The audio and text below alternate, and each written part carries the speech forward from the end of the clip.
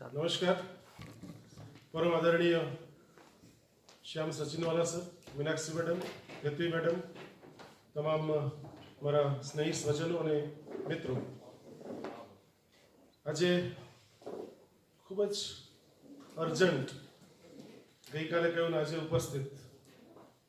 મેં સચિનવાલા સરને કહ્યું કે મૂકું આ તારું 108 જેવું કામ કેવી રીતે ચાલે. મીનાક્ષી મેડમને કહેલું અગાઉ કે તમે કહેજો એટલું આવી જઈશ ક્યારેય પણ હવે એકદમ અર્જન્ટ તો ન જ કહેલું કે ભાઈ તમે આગલા દિવસે જ કહો ને પછી આવીને બોલવા માંડવાનું. વાત કરતા ત્યારે એક વાતનો ઉલ્લેખ બહુ સ્પષ્ટ રીતે કર્યો કે શિક્ષકોને, અધ્યાપકોને કહેવાનું કામ બહુ જ અઘરું છે. કારણ કે અધ્યાપક હંમેશ માટે બોલવા ટેવાયેલો છે, સાંભળવા બહુ જ ઓછું ટેવાયેલો છે અને બહુ જલ્દીથી કંટાળી જાય છે. મેં કહ્યું કે મારે બહુ જ ધ્યાન રાખવું પડે કે મારો SS અગ્રવાલ ગ્રુપનો જે અધ્યાપક અલગ અલગ ફેકલ્ટીનો બેઠો છે એ એક ક્ષણ માટે પણ ન કંટાળી જાય એની પૂરેપૂરી તકેદારી રાખવાનું કામ આજે મારે કરવાનું છે. મિત્રો, 2-3 વાત હું તમારી સાથે શેર કરીશ. જે વાત એવી હશે કે એમાંથી કંઈક ને કંઈક આપણને અવશ્ય શીખવાનું મળશે.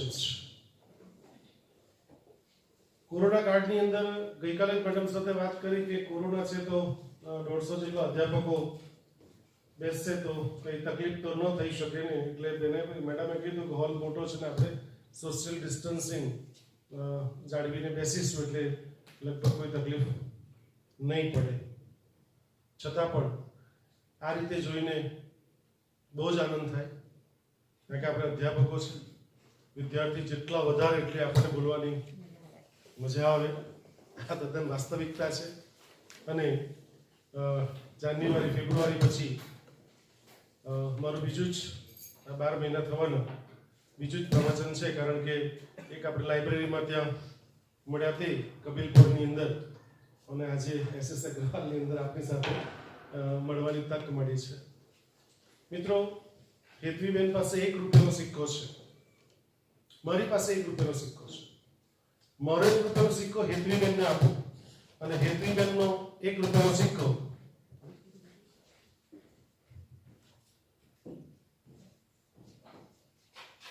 હેતવીબેનનો 1 રૂપિયાનો સિક્કો હેતવીબેન મને આપે તો બેવ પાસે કેટલા થયા? એમની પાસે પણ 1 રૂપિયો તો મારી પાસે, મારો 1 રૂપિયો એમને આપું, એમનો 1 રૂપિયો મને આપે તો બંને પાસે એક જ થયો. એક્સચેન્જ કરો તો આજે તમારી સાથે જે આવ્યો છું એક જ માત્ર કારણ છે. ભલે FD ગયું પણ કારણ માત્ર એક જ છે કે મારી પાસે એક સદવિચાર હું તમને આપું, તમારી પાસે રહેલો એક સદવિચાર તમે મને આપો એટલે બંને પાસે કેટલા થયા? 2 થઈ ગયા. બસ આટલા માટે જ આપણે આજે એ ભેગા થયા છે. મિત્રો, ઋષિનું નામ કદાચ આપણે ન સાંભળ્યું હોય, બહુ સ્વાભાવિક છે. ઉત્થેન મૃગીજન ઋષિ ક્યાંક વાંચતો હતો ત્યાં મળી ગયું મને બહુ સરસ કે ઉત્થેન મૃગીજન ઋષિ યજ્ઞ કરી રહ્યા હતા અને યજ્ઞમાં આહુતિ આપી રહ્યા હતા. યજ્ઞમાં આહુતિ આપતા આપતા એમની પાસેથી એક હરણનું બચ્ચું નન્નું પસાર થયું ને એમની ઝૂંપડીમાં જતું રહ્યું. તરત જ એની પાછળ જ વનરાજ આવ્યો, સિંહ આવ્યો અને સિંહે પૂછ્યું કે ઋષિ, મારો શિકાર ક્યાં છે? ધ્યાનથી સાંભળજો, સાથે લઈને જશું. મારો શિકાર ક્યાં છે? એટલે ઋષિ યજ્ઞમાં આહુતિ આપતા આપતા વિચારવા લાગ્યા. કારણ કે ક્યારેય જૂઠું નહોતા બોલ્યા, જૂઠું બોલવું નહોતું, તો હવે વનરાજને જવાબ કેવી રીતે આપવો? કદાચ આપણને એવું લાગે, કદાચ એટ ધેટ ટાઈમ જ્યારે હું બોલી રહ્યો છું ત્યારે, કારણ કે આપણે અધ્યાપક છે એટલે બહુ બધા વિચારોને આવે, બહુ સ્વાભાવિક છે, પણ એને મને જરા સાઈડમાં રાખશો તો બહુ જ મજા આવશે. તો વિચાર તમને એવો આવે કે અરે ઋષિ અને સિંહ વાત કેવી રીતે કરે? લોજિકલી બી વિચાર આવે, અધ્યાપક છે આપણે. પણ સ્વામી વિવેકાનંદ એક વાક્ય મને યાદ આવે છે. સ્વામીજીએ કહ્યું હતું કે 12 વર્ષનો એક તપ હોય. જે માણસ મન કર્મ વચનથી ક્યારેય કોઈને દુઃખ નથી પહોંચાડતો તે પ્રાણી અને પક્ષીની ભાષા સમજી પણ શકે છે. તો વનરાજે પૂછ્યું, ઋષિએ જૂઠું બોલવું નહોતું. ફરી પાછા યજ્ઞમાં આહુતિ આપવા માંડ્યા અને વનરાજે ફરી પાછો ખૂબ જ નમ્રતાપૂર્વક ઋષિને પ્રશ્ન કર્યો કે હે ઋષિવર, મારો શિકાર ક્યાં છે? ઋષિ થોડા ગુચવાયા અને વનરાજને જવાબ આપ્યો કે હે વનરાજ, તું જે પ્રશ્ન કરે છે કે તમે મારો શિકાર જોયો કે કેમ, અથવા મારો શિકાર ક્યાં છે, તમે જોયો છે?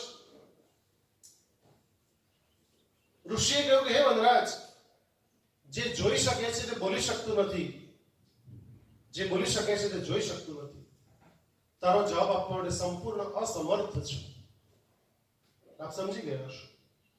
જે જોઈ શકે છે, આંખે જોયું કે હરણ અંદર ગયું છે, પણ આંખ બોલી શકતી નથી. મોઢું બોલી શકે છે પણ જોઈ શકતું નથી. હું તારો જવાબ આપવા માટે સંપૂર્ણ અસમર્થ છું. કદાચ છેલ્લું એક વાક્ય આ વાત પછી એવું લખેલું હતું, કદાચ લોજિકની શરૂઆત આ ઉત્થેન મૃગીજન ઋષિથી થઈ હશે એવું ન માનવાનું કોઈ કારણ નથી. નંબર 1. બીજી એક વાત ગઈકાલે સાંભળતા યુટ્યુબ પર વિડીયો સાંભળીને સોનુ શર્માનો, કદાચ આપે પણ આપણા વોટ્સએપ પર ફરતો આવ્યો હોય, એણે કર્મની બહુ મસ્ત વાત કરી કે પેલા એક અધિકારી એના પેલા કર્મચારીને લાફો મારી દીધો કે ભૂલ થઈ હશે. અને આ પણ ગુસ્સાનો ક્રમ છે. આમાંથી તમામ અધ્યાપક, સ્નેહી, સ્વજન મિત્રોને તમામને અનુભવ છે. એટલે પેલા અધિકારીએ એના કર્મચારીને કંઈક કામ ભૂલ થઈ હશે, લાફો મારી દીધો. હવે એને બહુ ગુસ્સો આવ્યો. કરે શું? શેઠ હતો એટલે પાછો લાફો ફરી ચોકાય નહીં. એટલે ઘરે ગયો ને ગુસ્સો તો બરાબર હતો. એટલે એને પત્નીને જઈને લાફો મારી દીધો. પત્નીથી બી સહન નહીં થયું. ગુસ્સાનો ક્રમ નીચે હોય છે, ઉપરથી નીચે હોય છે. પત્નીથી સહન નહીં થયું એટલે એને બાળકને લાફો માર્યો. બાળકથી સહન નહીં થયું, નલ્લો ભાઈ હતો એને લાફો માર્યો. નલ્લા ભાઈથી સહન નહીં થયું, મને માર્યું કેમ વગર વાકે બી. એટલે બહાર કૂતરું બેઠું, કૂતરાને જોરમાં દંડો મારી દીધો. કૂતરું દોડ્યું ને એક પેલો ભાઈ હતો એને કરડ્યું. જેને કરડ્યું તે પેલો શેઠ હતો, જેને પેલા પપ્પા લાફો માર્યો. કુદરતનો ક્રમ બહુ જોરદાર છે મિત્રો. કદાચ આપણને એવું લાગે કે હારું ગલેર ધીમે ફરતી છે, પણ એની જે ઘંટી ફરે છે ને બહુ ધીમી ફરે છે, પણ બહુ જબરજસ્ત એકદમ ઝીણું પીસે છે. એણે એ પણ કહ્યું હતું કે આંખે ફળ જોયું, લાલસા થઈ કે ખાવું છે, ઝાડ ઉપર ફળ ખાવું છે. જે ખાઈ નથી શકતો તે ચાલે, એટલે પગ ચાલે. પગે તો ખાવું નહોતું, પગ ચાલે. આંખે ફળ જોયું, પગ ચાલે. પગ તો ફળ તોડી શકતા નહોતા એટલે હાથે ફળ તોડ્યું. હાથ ફળ ખાઈ શકતું નહોતું, ફળ ગયું મોઢામાં. મોઢાએ પોતાની પાસે ન રાખ્યું, એ ગયું પેટમાં. અને પાછળથી પેલો બગીચાનો માલિક આવ્યો, મારા જોરમાં લાફો, પાછળ દંડો મારો પીઠમાં. પીઠે એમ કે મારો શું ભૂલ, જોયું તો આંખે. બીજો જોરમાં દંડો માર્યો એટલે નીકળે આંખમાંથી હશે. જેણે જોયું તો તેને જ ભોગવવું પડે. ચક્ર બહુ જ સુંદર રીતે ચાલે છે, પણ આપણને એમાં વિશ્વાસ તકલીફ આપણી પડે છે, એટલે આપણે ઉતાવળા થઈ જઈએ છીએ. નંબર 1 એન્ડ નંબર 2, અધ્યાપક વર્ગમાં ભણાવવા માટે ગયા છે. ઈચ્છા થઈ ગયા છે પાણીનો ગ્લાસ લઈને, કદાચ આપણે સાંભળ્યું હશે, વાંચ્યું હશે. પાણીનો ગ્લાસ લઈને ગયા. બાળકોને સ્વાભાવિક કે સરને પાણી તરસ લાગતી હશે, આજે ગ્લાસ સાથે લઈને આવ્યા છે. સરે શરૂઆત કરી કે આ પાણીનો ગ્લાસ ભરેલો છે, એનું વજન કેટલું? આગળ વાળો છોકરો બોલ્યો 150 ગ્રામ, વચ્ચે વાળો બોલ્યો 200 ગ્રામ, પાછળ વાળો જોરમાં બોલ્યો. આપણે બધાનો અનુભવ છે. બીજું પાછળ બેઠા બુમર જ મારતા, સ્કૂલમાં આપણને બધાને ખબર છે. પાછળનો જોરો 300 ગ્રામ સર એમ કે. વચ્ચે વાળો કોઈનો કંટાળી ગયો કે સર તમે જ કહી દો. આજના છોકરાઓ બહુ જલ્દી કંટાળી જાય છે. જરાક પણ ધીરજ નથી. સુસાઇડનું પ્રમાણ ખૂબ જ વધ્યું. એના ઘણા બધા કારણો ક્યારેક પાછા મળીશું ત્યારે વાત કરીશું. પણ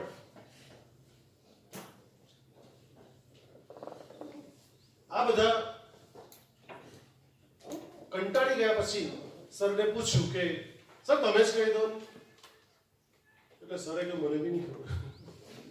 એટલે બાળકો જોરમાં હશે, કારણ કે એ લોકોને નહીં ખબર તો કઈ વાંધો નહીં, સરને નહીં ખબર તો ચાલે કે સરને બધું ખબર જ હોવું જોઈએ. એટલે બાળકો જોરમાં હશે.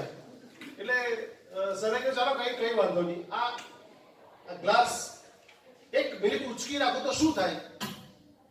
બાળકો બધા જોરમાં બોલ્યા કઈ થાય નહીં. સરે કે 1 કલાક ઉચકી રાખો તો, આમ 1 કલાક ઉચકી રાખો આ ગ્લાસને પાણી ભરેલા ગ્લાસ શું થાય? તો એક બાળક બોલ્યો સર હાથ દુખશે. બીજો વચ્ચેથી ઉભો થઈને જોરમાં બોલ્યો સર એમ કે વધારે દુખશે. ત્રીજો બોલ્યો સર બહુ જ દુખશે. 2-3 જણ અલગ અલગ જવાબ આપ્યા. સરે કહ્યું આખો દિવસ 24 કલાક અથવા 12 કલાક જે કીધું હશે તે આટલા કલાક આખો દિવસ પકડી રાખું તો?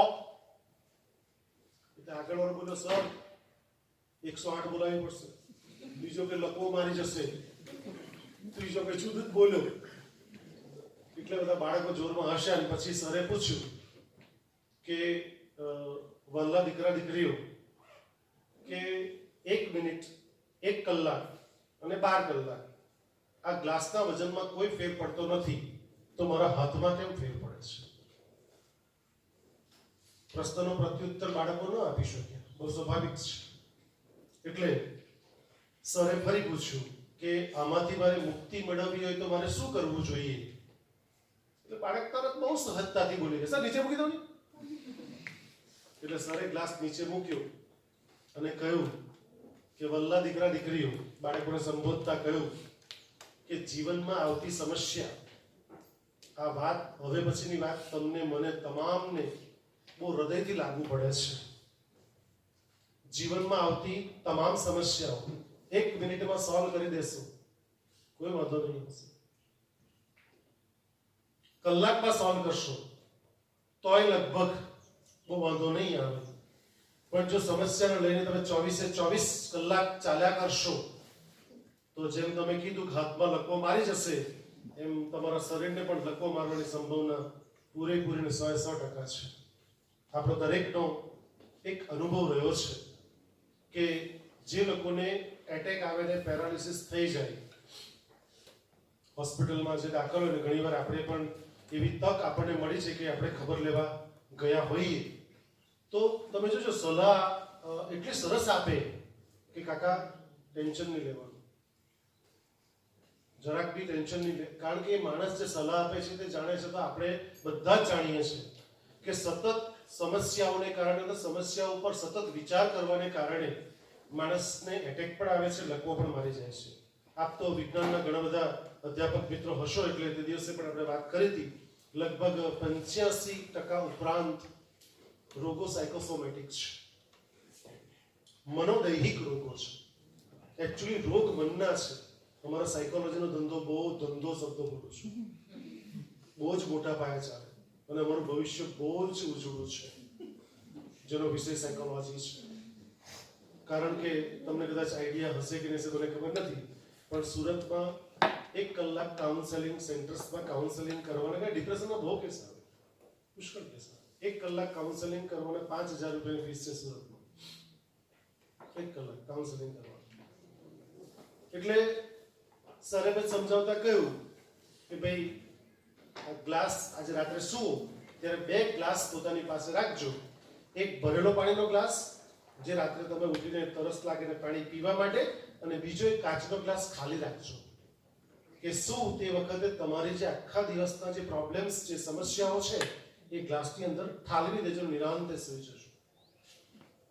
એટલે જ્યારે હોસ્પિટલની વાત કરતો ત્યારે ખબર લેવા જઈએ ત્યારે ખબર કાઢી નાખીએ.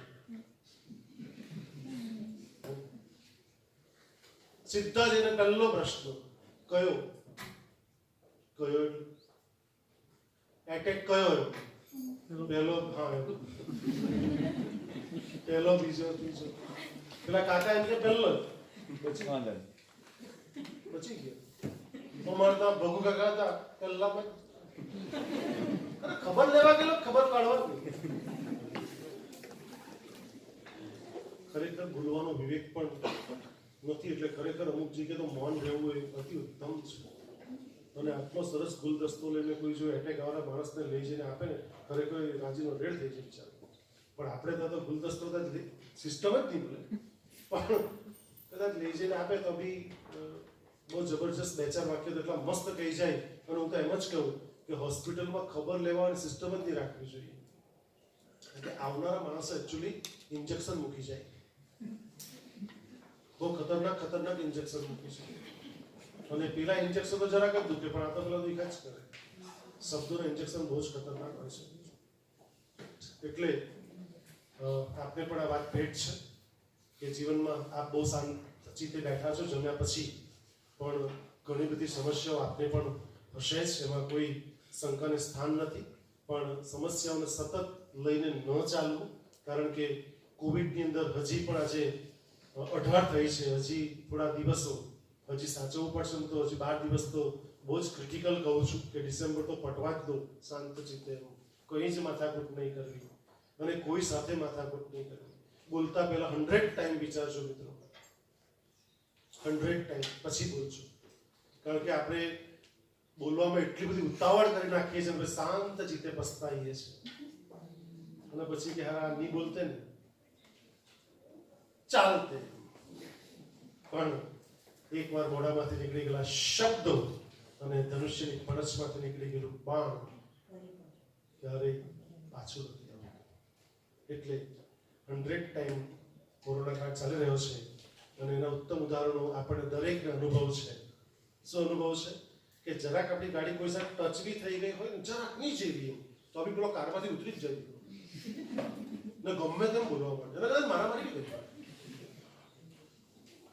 એને ટચ થયું સાહેબ તે બહુ પેલું નથી બહુ માઇનોર કઈ જ નથી એમ કે તો ચાલે છતાંનો ગુસ્સો કયો છે કોરોનાનો ગુસ્સો છે કેટલાય નોકરી છૂટી ગઈ કેટલાય ઘરે બેસી ગયા કેટલાય તકલીફ છે જમવાની પણ કેટલાય તકલીફ છે એવા કેટલાય લોકો છે કારણ કે પેલું ગ્લાસ વાળું ઉદાહરણ બધાને આપણને ખબર ને નીચે જોવાની બહુ મજા આવે ઉપર જોવાની મજા નથી આપણી કરતા નીચેના લોકોને જોઈએ ને તો આપણને બહુ જીવન જીવવાની મજા આવે આપણે ઉપર જોઈએ ત્યાં માથાકૂટ પડે છે નંબર 3 બહુ જ મને વાત ગમે છે એક ભાઈએ શિકારી કૂતરા પાડેલા મોટા આવડે તમે જોયા છે નવસારી અમુક જગ્યાએ શિકારી કૂતરા છે એટલે શિકારી કૂતરાને પાડેલા કૂતરા આવડા મોટા જોયા હશે તો શિકારી કૂતરા પાડેલા પેલો ભાઈ જંગલમાં લઈને ગયો શિકારી કૂતરાને સામે એક દૂર હરણ જતું હતું પેલા એક ટ્રેન થયેલા કૂતરા હતા શું કર્યું એની જે કઈ ભાષામાં બોલ્યો છે આપણને ખબર શું બોલ્યો એને જે કઈ ઈશારો કર્યો છે એ છું કર્યું એટલે એને શું કહ્યું છું કરીને મતલબ શું કહ્યું કે પેલું જે હરણું જઈ રહ્યું છે એને તું પકડી કાઢ એટલે પેલા કૂતરા તો પવન વેગે દોડ્યા એટલા સ્પીડમાં દોડ્યા પેલો ભાઈને એમ કે તો લઈને આવશે જ ને શિકાર તો કરીને લાવશે જ એટલા સ્પીડમાં દોડ્યા પેલું હરણું એની કરતા વધારે સ્પીડમાં દોડ્યું આખરે બંને કૂતરાઓ વિલા મોડે પાછા ફર્યા હરણનો શિકાર નહીં કરીશું એટલે પેલા ચાબુક રાખેલો જ હતો સપાટા બરાબર ફેર ગયા ત્યારે બંને કૂતરા બહુ દયાજનક સ્થિતિની અંદર જવાબ એના શેઠને આપ્યો એના માલિકને આપ્યો બહુ મસ્ત તમે જીવનમાં ક્યારેય નહીં ભૂલતા બે શબ્દ બીજું બધું ભૂલી જાવ તો ચાલશે કૂતરા બોલ્યા પેલા માલિકને કહ્યું માર ખાધા પછી કે હે શેઠ હું ખોરાક માટે દોડ્યો અને પ્રાણ માટે દોડ્યો હરણાઓ પ્રાણ માટે દોડ્યા અને હું મારા શિકાર માટે દોડ્યો પ્રાણવાન મારી કરતા મહાન થાય છે એટલે પેટવાન કરતા એક્ઝેક્ટ શબ્દ પેટવાન કરતા પ્રાણવાન બહુ જ મહાન હોય છે એટલે શિક્ષકો પાસે ખૂબ જ અપેક્ષા હોય મેનેજમેન્ટની હોય આચાર્ય મિત્રોની હોય અને વિદ્યાર્થીઓની હોય આપણી પરિસ્થિતિ થોડી કપરી હમણાં ઇન્ચાર્જ પ્રિન્સિપાલ છું, પણ આ બેને તદ્દન હંગામી કામ ચલાવવાનું સિસ્ટમના ભાગરૂપે. એટલે હું પણ એક અધ્યાપક જ છું, પણ આપણી સિચ્યુએશન થોડી અલગ પ્રકારની હોય છે કે મેનેજમેન્ટની પણ આપણી પાસે અપેક્ષા હોય, આચાર્યશ્રીઓની પણ અપેક્ષા હોય, વિદ્યાર્થીઓની પણ અપેક્ષા હોય. એટલે દરેકને સંતોષ કરવા માટે પહેલા અધ્યાપક સંતોષાયેલો હોવો જોઈએ. ભગવાન બુદ્ધે કહ્યું પેટ ભરાય તો ભક્તિ થાય. ભાઈ પેટ ખાલી રાખે કોરોના કાળમાં, પછી કે ભજન કર, સેમિનારમાં બેસ, તો પછી બેસે તો જીવન ચાલે. કેટલું સરસ લાગ્યું નહીં?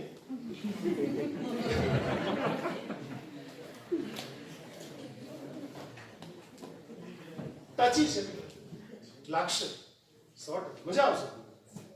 એટલે તમારા પણ એક જ છે, અને બધું અનુભવી ચૂકેલો માણસ છું, ઘડાઈને આવેલો છું, મેં ગ્રામ્ય વિસ્તારમાં ઉછરેલો છું, એટલે બધું જ મોટે ભાગે બહુ વાંધો નહીં. એટલે આપણને હાર્ટ ટચી લાગશે જ, અને લાગવી જ જોઈએ મારી વાત. અને એક વસ્તુ તો નક્કી છે, કેટલાક મિત્રો મને સાંભળ્યો હશે, મોટા ભાગના તો મને ચહેરા બહુ નવા દેખાય છે, ન સાંભળ્યો બહુ સ્વાભાવિક છે, પણ હું બહુ ખાતરી સાથે કહું છું, પૂર્ણ પુરુષોત્તમ ભગવાન શ્રી કૃષ્ણ, હું જે બોલું છું તે દિવસે પણ મેં કહ્યું કે હું બોલતો નથી, એ પૂર્ણ પુરુષોત્તમની તાકાત છે, એ જે બોલાવે તે બોલું છું. હું ખાલી છું, વાંસળી ખાલી છે માટે વાગે છે, રાઈટ? એટલે એક વસ્તુ નક્કી છે કે આજે આપણે કલાક દોઢ કલાકનો જે સંબંધ છે, બેને 10 મિનિટ કહ્યું ગત્રીબેને, એમ આપણો આજે કલાક દોઢ કલાકનો સંબંધ છે ને, લાઈફ ટાઈમ સંબંધ રહેશે. તમે ક્યારેય ભૂલી નહીં શકો, કારણ કે ક્યાંક ને ક્યાંક તો હું ચોક્કસ યાદ આવીશ. ચોથી મહત્વની વાત, ખૂબ જ હૃદયસ્પર્શી લાગે તેવી વાત, કે સ્કૂલની અંદર ઇન્સ્પેક્શન આવ્યું. આપ જાણતા હશો, સ્કૂલમાં આપણે ભણ્યા છે એટલે થોડું યાદ દેવડાવી દઉં. ઇન્સ્પેક્શન આવ્યું, અને એક શિક્ષક કેવો હોવો જોઈએ એનું ડેવલપમેન્ટ, મને એવું લાગે કે વિદ્યાર્થીનું ડેવલપમેન્ટ કરતાં શિક્ષકનું ડેવલપમેન્ટ વધારે અગત્યનું છે, મને જ્યાં સુધી લાગે છે ત્યાં સુધી.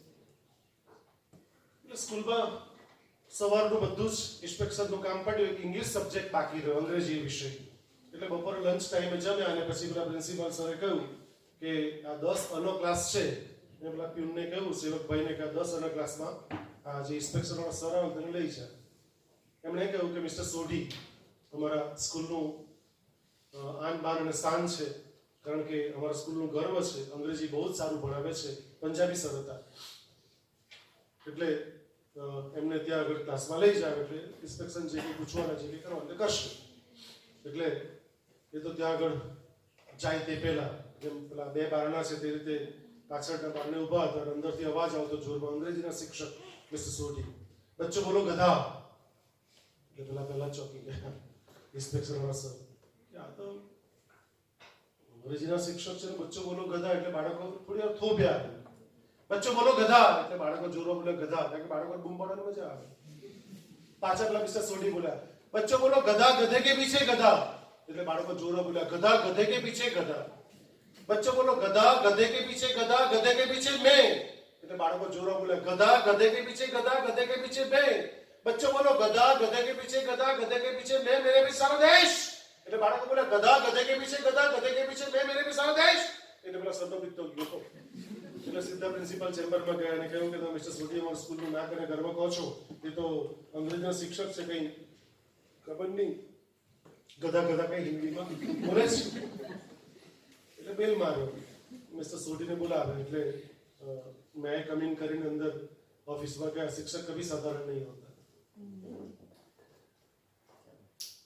શિક્ષક વિશે બહુ બધા શબ્દોની વાત થોડી ક્ષણમાં કરીશ, પણ કભી સાધારણ નહીં હો શકતા. એટલે કહું કે તમે અંગ્રેજી ભણાવતા હતા? તો કે યસ સર. તો આ સર તો કે તમે ગધા ગધા કઈ કરતા હતા અંદર? તો કે હા સર, હું બાળકોને અસોસિએશનનું સ્પેલિંગ શીખવી રહ્યો હતો. એટલે એમ કે મને બી આશ્ચર્ય થયું કે હવે એવું ગધા ગધા કરતા અસોસિએશન સ્પેલિંગ કેવી રીતે થાય? એટલે મારો અનુભવ એવો રહ્યો કે સરદાર પટેલ બીએડ કોલેજમાં અંગ્રેજીના અધ્યાપક લેવા, તો મને મેનેજમેન્ટના રિપ્રેઝેન્ટેટિવ મધુભાઈ બેસાડેલો કે તમે સાહેબ આવજો, એટલે હું બેઠો હતો. એટલે મારે તો બધા વિશે બધાને પૂછવાનું, મને જેવું આવડે તે મને આવડવું જોઈએ. એટલે મેં પૂછ્યું what is the meaning of assassination, please give me a spelling of assassination.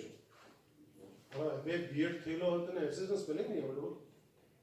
ગધા ASS, गधे के पीछे गधा पाछू ASS, गधे के पीछे मैं એટલે હું એટલે I, ASS I, मेरे पीछे सारा देश सेलिब्रेशन એને किया हुआ है. ASS I એને किया हुआ है assassination. મને સાંભળીને તાળી પાડી તો પાડી શકે કોઈ વાંધો નહીં.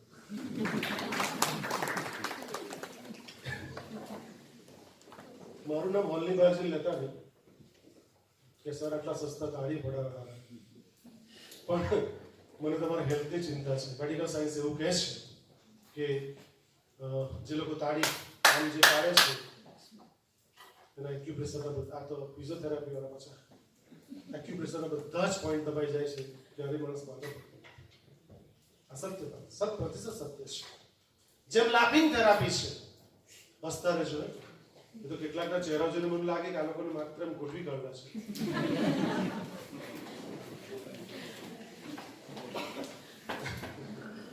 ચોટાડી દીધા હોય ને એવું નહીં કરતું. હસવાનું એકદમ મફત છે. માણસ હસતો બી નથી. મફતમાં હસવાનું હોય ને. હસબન્ડ એ વાત કરી આપણે લગ્ન કર્યા પછી બેઠો જ હસતો હોય તો હસતા રહેજો. હસવાનું ફ્રી છે, કોઈ ચાલે. અને બીજું, જ્યાં લાગે તાળી પાડો તો તાળી પાડી લેજો, કારણ કે મેડિકલ સાયન્સ એવું પ્રૂવ કર્યું છે, આપ મેડિકલના છો એટલે કહે છે કે તાળી પાડવાથી એક્યુપ્રેશર તમામ પોઈન્ટો દબાઈ જાય છે અને હસવાથી મેક્સિમમ કાર્બન ડાયોક્સાઇડ બહાર નીકળે છે. મેડિકલ રીઝન ઘણા બધા છે, મને તો હું સાયકોલોજી માણસ એટલું તો ખબર ના હોય, તો સ્વાભાવિક છે. પણ હસવાથી તમે કદાચ ચોપડી you can heel your life વાંચી હશે, ચોપડી વાંચો. લુઈસ હેઈની ચોપડી છે. પેલા વચનનું કેન્સર થયેલું ને એ ધીમે ધીમે સારી રીતે દવા અને લાફિંગ થેરાપી, ક્લેપિંગ થેરાપી, કોઈ થેરાપીઓ ના થાય. સો હસવાનું તદ્દન ફ્રી, એટલે હસતા રહેજો. એ ખાસ કહેવાનું છે, રાઈટ? એટલે અસેસિનેશનનો સ્પેલિંગ 30 સેકન્ડમાં તમને પણ આવડી ગયો. ASS I એને DIO. પેલા દાદાને આ શિક્ષક મને છે ને આવું જ્યારે મેં સાંભળ્યું ને ત્યારે મને લાગ્યું કે ખરે કાશ મને આવા અંગ્રેજીના શિક્ષકો મળ્યા હોત તો 5મા ધોરણ પછી. મને બહુ અફસોસ થયો ખરેખર. મને એવા શિક્ષકો મળ્યા મિત્રો કે સ્પેલિંગ નહીં આવડ્યો 25 લખી કાઢ્યું. અને આપણે કહેવાયેલા એ રીતે, ખાસ કરીને ગુજરાતના લોકો આપણે, કે જો આપણને અસેસિનેશનનો સ્પેલિંગ 25 વાર લખવા આવ્યો તો પહેલા એ 25 વાર લખવું. જિંદગીમાં સ્પેલિંગ નહીં આવડે, ગેરંટી સાથે. મેં તો શિક્ષકોને બી કહ્યું, સ્કૂલમાં જો આ જ વાત કરું, કહું એ લોકોને કે કોઈના પોયરા 25 લખવા, પોયરા બહુ પૂછતા છે, સાહેબ તમારી જો સાહેબ વર્ગમાં આવે. મેં અંગ્રેજી શિક્ષકોને ખાસ કીધું કે પોયરાને સ્પેલિંગ લખવા 25 વાર 5 વાર બી નહીં આપતા, અને શીખવાની રીત તમે ડેવલપ આપણે કરો, આપણે થવાનું છે. આપણે ડેવલપ થશું, વિદ્યાર્થીઓ આપોઆપ ડેવલપ થશે. જ્યાં સુધી આપણે જ નહીં ડેવલપ થઈએ. પેલા દાદાના છોકરાએ કહ્યું વાર્તા કે ને, પૌત્રએ કહ્યું દાદાને વાર્તા કે ને, એટલે આગળ કે ઈ પાછળ એની. વાર્તા કે ને, કે ઈ આગળ કે ઈ પાછળ એની. દાદાએ વાર્તા બહુ મસ્ત કરી. ગુલાબના ફૂલમાં કેરોસીન ગંધાય. ગુલાબ એટલે રોઝ. આગળ કે ઈ પાછળ એની, વચ્ચે રોઝ. કેરોસીન ભલભલા નહીં આવડે. કેરોસીન સ્પેલિંગ ભલભલાની કેરોસીન સ્પેલિંગ નહીં આવડે. મને 55 વર્ષે ખબર પડી મેસેજ કેવી રીતે થાય, મેસેજની સ્પેલિંગ. એટલે મને ચિંતા એ થઈ કે શિક્ષક જો ખાસ મને આવવા મળ્યા હોત તો જેવું ગુજરાતી હું ફ્લુઅન્ટલી બોલી શકું છું એટલું જ જેમ સમીરભાઈ કેટલું સુંદર બોલે, મને બહુ જ ગમ્યું. Sweet English. એટલે મને ઘણી વાર એવું થાય કે મને એવું બોલતા આવડતું. પ્રયત્ન નહીં કર્યા એવું નહીં, પ્રયત્ન વિનાક્ષણ કર્યા નહીં. પિયુષ ભટ્ટ સાહેબ બધા બી ગયો, શીખો બી કરો, મહિનો ગયો, 2 મહિના ગયો. પિયુષ ભટ્ટ સર એક જ વાક્ય કહ્યું ત્યારે બોલતા આવડી જાય, પછી પાછું માથા ખોટે. આપણે લગભગ ઘણા તમે તો ઇંગ્લિશ વાળા છો, મને નહીં તમારે સર કહ્યું છે. પણ સર એક વાક્ય મને કહ્યું કે ગુજર સાહેબ એમ કે સાયકલમાં બેસી કેમ પેડલ ચાલવા માટે તમારે નહીં વાંધો આવે, પણ મને તારો વાંધો લાગતો છે. આ મિત્રો બીજી એક સ્કૂલની વાત કરીને પછી 5-7 વાત બહુ મહત્વની કરવી છે, આપશે શેર કરવી છે. સ્કૂલમાં ઇન્સ્પેક્શન વાળા સર આવ્યા, બાળકો સૂઈ ગયેલા, લિટરલી બાળકો સૂઈ જાય, શિક્ષક બી સૂઈ ગયેલા. તમે આવું જોયું છે ક્યાંક સ્કૂલમાં? આપણે નવસારીમાં મેં જોયેલું છે. સ્કૂલનું નામ નહીં, ખોટી કોઈ સ્કૂલને આપણે નહીં કરવું જોઈએ. હું કેવી રીતે કોન્ફિડન્ટથી કહી શકું છું, એ બેનને બી સારી રીતે ઓળખું છું. એક દિવસ થયો એવું કે મારો દીકરો ટિફિન ભૂલી ગયો, ડબ્બો ભૂલી ગયો. ભાઈ ભાઈ તમે ડબ્બો આપી આવો. તો સ્વાભાવિક હવે તો કેટલા વાગ્યા હશે, 10:30-11 સ્કૂલ સ્ટાર્ટ થઈ હશે, એટલે તો 11:30 અડધો કલાક પછી હું ગયા હોઈશ. એટલે પહેલો જ પીરિયડ ચાલે ટૂંકમાં કહેવાનો ભાવ હતો. તો ટીચર અંગ્રેજીના ટીચર હતા, તો એ તો માથું ટેબલ મૂકી ગયેલા એટલે બાળકો મસ્તી ગયેલા કરતા. એટલે પેલા કોઈરા લોકો બધા હરખો ડ્રેસ પહેરે, એટલે મારો કોઈરો કોઈ તો ઓળખાય જ નહીં. હવે આપણને તકલીફ પડે કે છૂટે પછી બી તકલીફ પડે જો લેવા ગયેલા હોય તો આપણે હરખા જ દેખાય બધા. એટલે મેં મારી આપણે ભલે અધ્યાપક પણ એનું જે જાળવવું પડે ડિસિપ્લિન, એટલે મેં કમીને કહેલા પેલા બેન એકદમ જાગી ગયા. તો મને કોઈ નવાઈ લાગી, હું સાયકોલોજી માણો પાછું તો પકડ્યું. એટલે મેં કહ્યું કે એટલે પેલા દીકરાએ મને જોયું એટલે તરત મારી પાસે આવી ગયો. હું ટિફિન આપવા આવ્યો. મેં મારા દીકરાને પૂછ્યું, દીકરા ટીચર? એ કે પપ્પા કઈ નહીં, તો બીજે આવી નહીં. એટલે મને છે ને ઉદાહરણ મીનાક્ષી પ્રોપર લાવી દીધું. જેણે બી ઉદાહરણ આપ્યું હોય એવું પાકું જ આપ્યું હોય કે શિક્ષક બી સુઈ ગયેલા, બાળકો બી સુઈ ગયેલા. પેલા ઇન્સ્પેક્ટર વાળા સરે પેલા ઊંચી હિલના બૂટ પહેરેલા, ટક ટક ટક ટક ટક અવાજ આવ્યો. આવી ટાઈલ્સ હશે એટલે બાળકો સફળા જાગી ગયા, શિક્ષક જાગી ગયા, અને પેલા સર અંદર દાખલ ક્લાસમાં. તો બાળકોને પૂછ્યું શું ચાલે છે? એકચ્યુઅલી તો સુવાનું ચાલતું. આવું કેવી રીતે ગુવાનું ચાલતું છે? શિક્ષકે તો જોયું, પેલા ઇન્સ્પેક્ટર સર તો જોઈ લીધું હતું. શું ચાલે છે? એટલે કેવું કે રામાયણનો પ્રસંગ ચાલે છે. Very good. કયો પ્રસંગ ચાલે છે? એટલે કે શિવ ધનુષ્ય વાળો. પેલા બાળકો બોલ્યા. એટલે પેલા સરને બી ઈચ્છા થઈ ગઈ. ઘણી વાર આપણે જગ્યાએ આપણે બી ચાલ બાળકને 2-4 સવાલ પૂછી લઈએ. એટલે સરને ઈચ્છા થઈ કે ચાલ સવાલ પૂછી લો. કે શિવ ધનુષ્ય, ચાલો બાળકો બોલો, શિવ ધનુષ્ય કોણે તોડેલું? સરનો સવાલ ગયો. એક બાળક હિંમત કરીને વચ્ચેથી ઊભું થયું કે સર, હું છેલ્લા 15 દિવસથી રજા પર હતો, મેં તોડ્યું નથી. કારણ કે સ્કૂલમાં કોઈ બી ધમાલ થાય, મસ્તી થાય, લૂંટમાર થાય તો મારું જ નામ આવે. હું 15 દિવસ ઘેર હાચે જાય મેં તોડ્યું નથી, મારું નામ લખાય. એટલે પેલા સરને ગુસ્સો થયો. એટલે ગુસ્સો થઈને કહ્યું, સર આ શું જવાબ આપે છોકરો? એ કે સર અડે જ તોડ્યું. સર પાસે તો આવી અપેક્ષા નહોતી.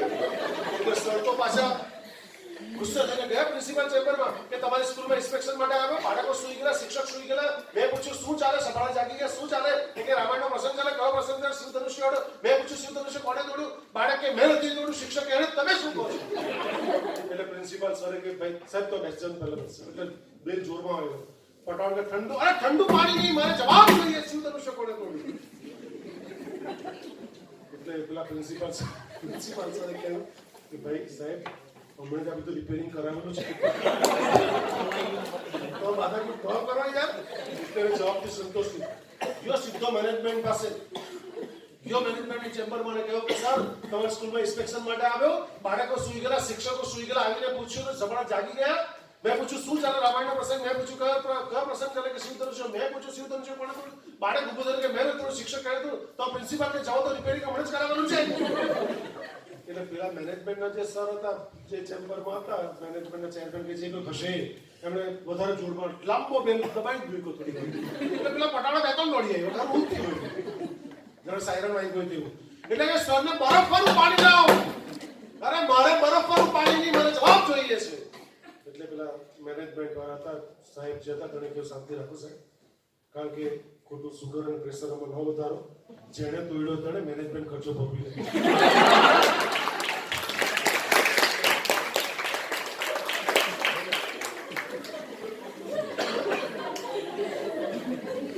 શિક્ષણ જગત ઉપર મિત્રો બહુ મોટો કટાક્ષ. વર્ષોથી એક જ સિલેબસ, બધું એક સરખું મિકેનિકલ ચાલ્યા કરે અને આપણે બી ઘરણમાં ટેવાઈ ગયા.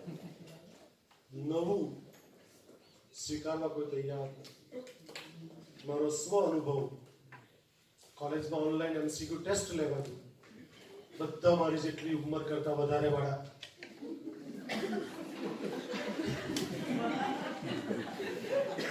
1991-92 જ્યારે કોમ્પ્યુટર બેંકમાં એન્ટ્રી મારી, કોમ્પ્યુટરે બેંકમાં એન્ટ્રી મારી, ચોપડા લેઝર ઉથલાવતા, 5000 નો ચેક નંબર ફલાણું ઠીકણું, પેલા મેનેજર પાસે સહી કરવા જાય, પેલા આસિસ્ટન્ટ પાસે જાય, પછી મેનેજર પાસે જાય, એ ચોપડા ગયા કેટલાય નોકરી છોડી દીધી.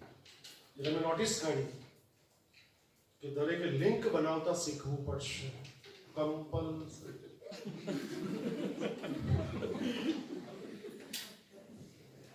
બહુ બધી દીધી મને એ લોકોએ.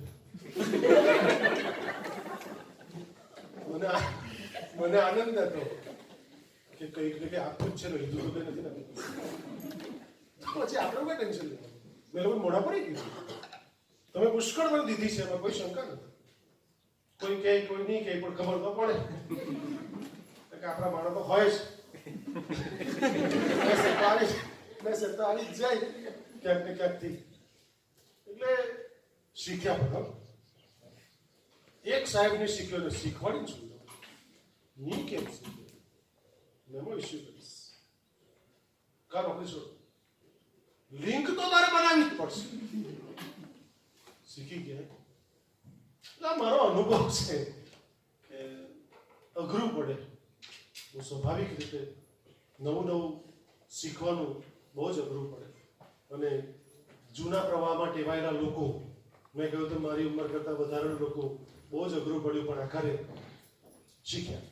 પણ તમને જાણીને આનંદ થશે અને આશ્ચર્ય પણ થશે કે એ લોકોએ 3000 પેપર તપાસવાનો ઓછા થઈ ગયા ઓનલાઈન કારણે. ડાયરેક્ટ માર્ક્સ આવી ગયા, અંદર જવાબ ફિટ કરેલા એટલે સીધા માર્ક્સ જ આવી ગયા.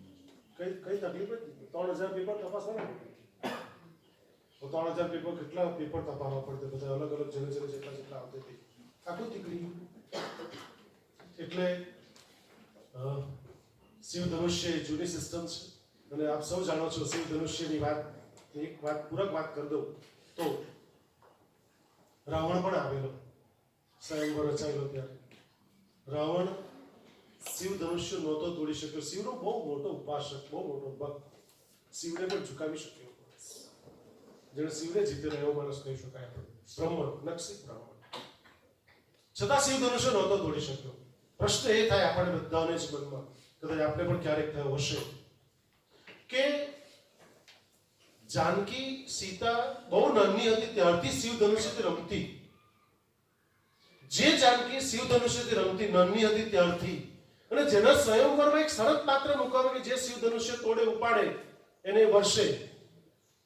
રાવણ શિવ ધનુષ્ય નહોતો ઉપાડી શક્યો, તો શિવ ધનુષ્યથી રમતી સીતાને કેવી રીતે ઉપાડી ગયો? That's a big question.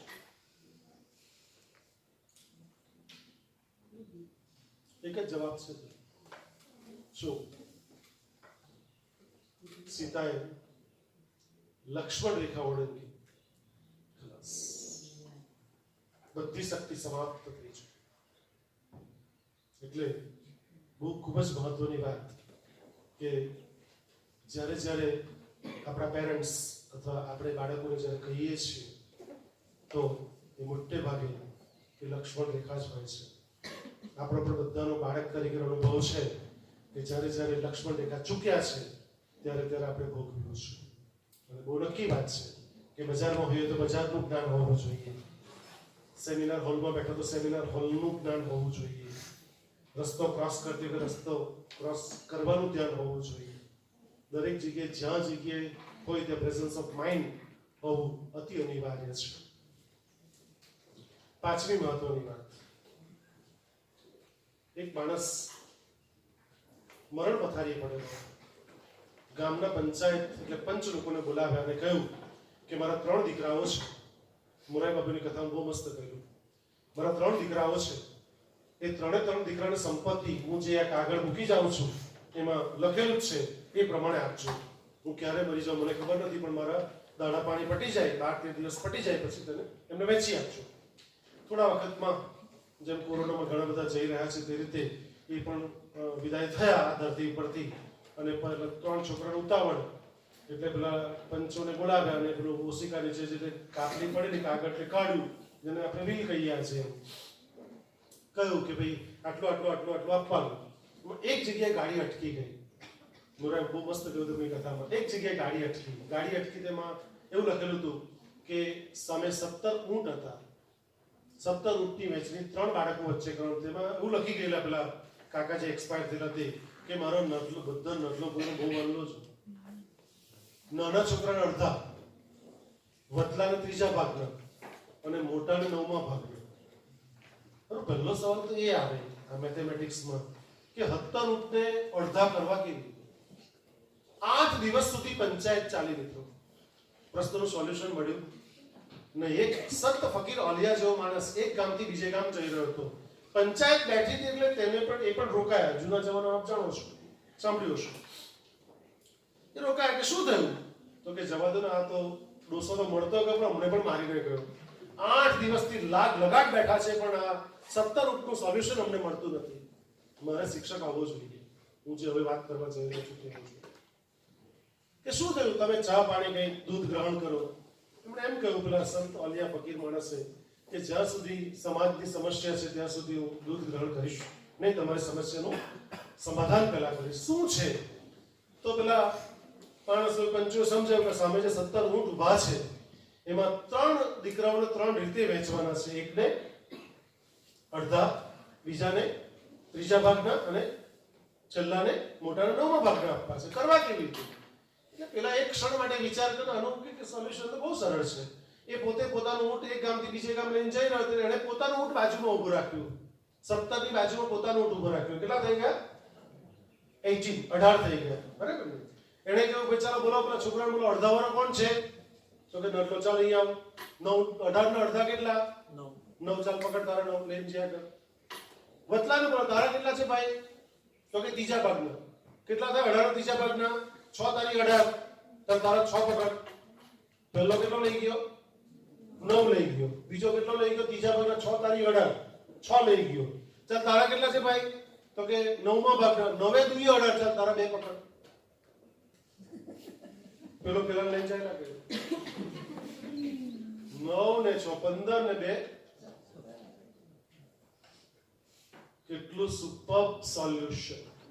બાપુને કહ્યું તે કોઈ માણસે કે બાપુ તમે 800 ઉપરાંત કથા કરી, 700 ઉપરાંત કથા થઈ બાપુ લગભગ 800 નજીક છે કે સમાજ તાનો તાન જ છે.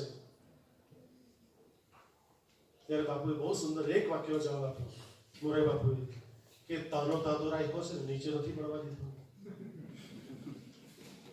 સમાજને ત્યાંનો ત્યાં તો રાખ્યો છે, નીચે નથી પડવા દીધો. ખૂબ જ અગત્યની વાત છે. પહેલો મુદ્દો આજે શિક્ષકો માટે ગુરુ શબ્દ. ગુરુનો અર્થ સંસ્કૃત આપણે ભણેલા એટલે બધાને ખબર છે.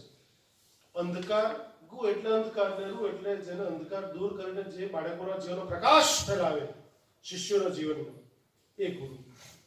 ગુરુ પછી શબ્દ બદલાયો, આચાર્ય આવ્યો. આચાર્ય પછી શિક્ષક આવ્યો, ટીચર ને અંગ્રેજીમાં અલગ અલગ વાત જવા દઈએ પણ ગુજરાતીની જો વાત કરીએ તો પછી છેલ્લે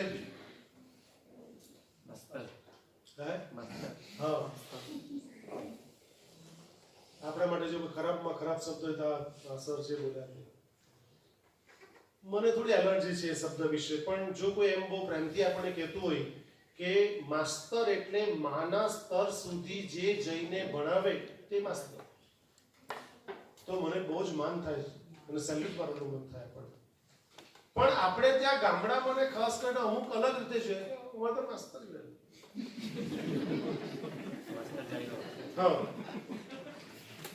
એક માં 100 શિક્ષકની ગરજ સારે છે.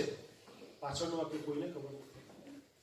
એક શિક્ષક 500 માની ગરજ સારે છે. બાળકનું ચણતર અને ઘડતર કરવાનું કામ શિક્ષક કરે છે. આ સમાજને જાગૃત કરવાની જરૂર છે. આપણે જાગૃત થવાની જરૂર છે. ક્યારેય કોઈ આપણને આવી રીતના માસ્તર કે તો પછી એનું માથું પૂરેપૂરું ખાઈ જવું કે જિંદગીમાં ક્યારેય નહીં બોલે. આવા શબ્દ એટલીસ્ટ આપણા માટે તો ક્યારેય સ્વીકાર્ય અને મને તો જરાય સ્વીકાર્ય. આપ સૌ જાણો છો મિત્રો, આપણે ત્યાં ગુરુકુળો હતા, બધાને ખબર છે, રાઈટ? ગુરુકુળો બહુ સક્સેસ. સાથે સાથે ક્રિશ્ચન મિશનરીઓ જોયું કે ગુરુકુળો સક્સેસ જઈ રહ્યા છે ભારતની અંદર, તો એ લોકો ઈસુકુળ સ્ટાર્ટ કર્યા. તમે જાણો છો, બધા જ જાણો છો. ઈસુકુળ સ્ટાર્ટ કર્યા અને ઈસુકુળનું અપભ્રંશ થતું થતું ઈસુકુળ ઈસુકુળ ઈસુકુળ school school school school school આવી ગઈ. અપભ્રંશ થયેલો શબ્દ છે. એકચ્યુઅલી ઈસુકુલ છે. કેટલાક લોકો સ્કૂલ બોલે, તમે જોજો, કેટલાક લોકો સ્કૂલ બોલે, તે હજુ થોડુંક સાચું છે, પણ સ્કૂલ તો એકદમ જ અપભ્રંશ થયેલો શબ્દ છે. એકચ્યુઅલી ઈસુકુળ, ઈસુનું કુળ, જેમ ગુરુઓનું કુળ તો ઈસુનું કુળ, એ લોકો જે સ્ટાર્ટ કર્યું હોય તે ક્રિશ્ચન મિશનરીએ. પણ ગુરુકુળની અંદર આપ સૌ મિત્રો જાણો છો, મુંડકો ઉપનિષદમાં કહેવામાં આવ્યું છે, બે પ્રકારની વિદ્યા શીખવવામાં આવતી. એક પરા, બીજી અપરા. ધ્યાનથી સાંભળજો. હાલમાં જે આપણે બધા ભણી રહ્યા છે, ભણાવી રહ્યા છે, રાસાયણિક વિજ્ઞાન, મનોવિજ્ઞાન, સમાજશાસ્ત્ર, તમારા જે કંઈ વિજ્ઞાનો ભણાવી રહ્યા છે, એ બધી અપરાવિદ્યા છે. પરાવિદ્યા આપણે જે હમણાં ભણી રહ્યા છે ને, ભણાવી રહ્યા છે તે. એકચ્યુઅલી પરાવિદ્યા એટલે બ્રહ્મ જ્ઞાન, આત્મજ્ઞાન, આત્મ સાક્ષાત્કાર, સ્વ વિશેનું જ્ઞાન. દુનિયાનું જ્ઞાન છે આપણને, આપણી પાસે ઇન્સ્ટ્રુમેન્ટ છે તેમાં ને આપણને, પણ સ્વ વિશેનું જ્ઞાન નથી. અને જ્યાં સુધી, બહુ સ્પષ્ટ મુંડકો ઉપનિષદ કહે છે કે જ્યાં સુધી પરાવિદ્યા, સ્વામીજીએ પણ કહ્યું, સ્વામી વિવેકાનંદે પણ કહ્યું કે જ્યાં સુધી શિક્ષણમાં આધ્યાત્મિકતાનું તત્વ દાખલ કરવામાં નહીં આવશે, ત્યાં સુધી તકલીફ જ તકલીફ છે. હવે જુઓ, જે ટોપ લેવલના વિદ્યા, મને ઘણીવાર શંકા થાય અને પ્રશ્ન પણ થાય, તમને પણ કદાચ થયો હશે, કારણ કે મને 30 વર્ષ છે, 30મું વર્ષ ચાલી રહ્યું છે શિક્ષણ જગતમાં અધ્યાપક તરીકે અધ્યયન અને અધ્યાપન કરવામાં, કે જે ટોપ લેવલના છોકરા આવે છે, 12મા ધોરણ સાયન્સમાં ટોપ લેવલ કરે છે, નવસારી ડિસ્ટ્રિક્ટમાં નામ કરે છે. મને શંકા છે કે આ ટોપ લેવલ થયેલા ડોક્ટર બને છે, એન્જિનિયર બને છે, કલેક્ટર બને છે, તો પ્રશ્ન એ થાય, યુ સી મૂવી ગબ્બર જોયું છે બધા? અક્ષય કુમારનું છે, મને કોઈ યાદ નથી, પણ આવું કંઈક બતાવે છે. માણસ મરી ગયો છે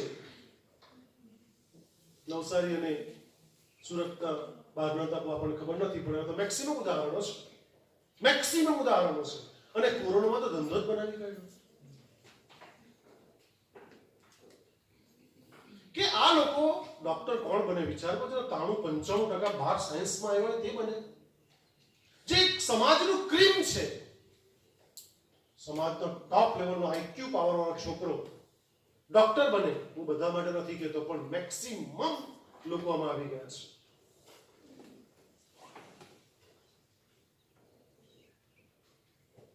છાતીમાં દુખ્યું, તરત જ પેકેજ, સ્ટેન મૂકવી પડશે, બાયપાસ કરવું પડશે, 3.5, 4 lakh, 5 lakh.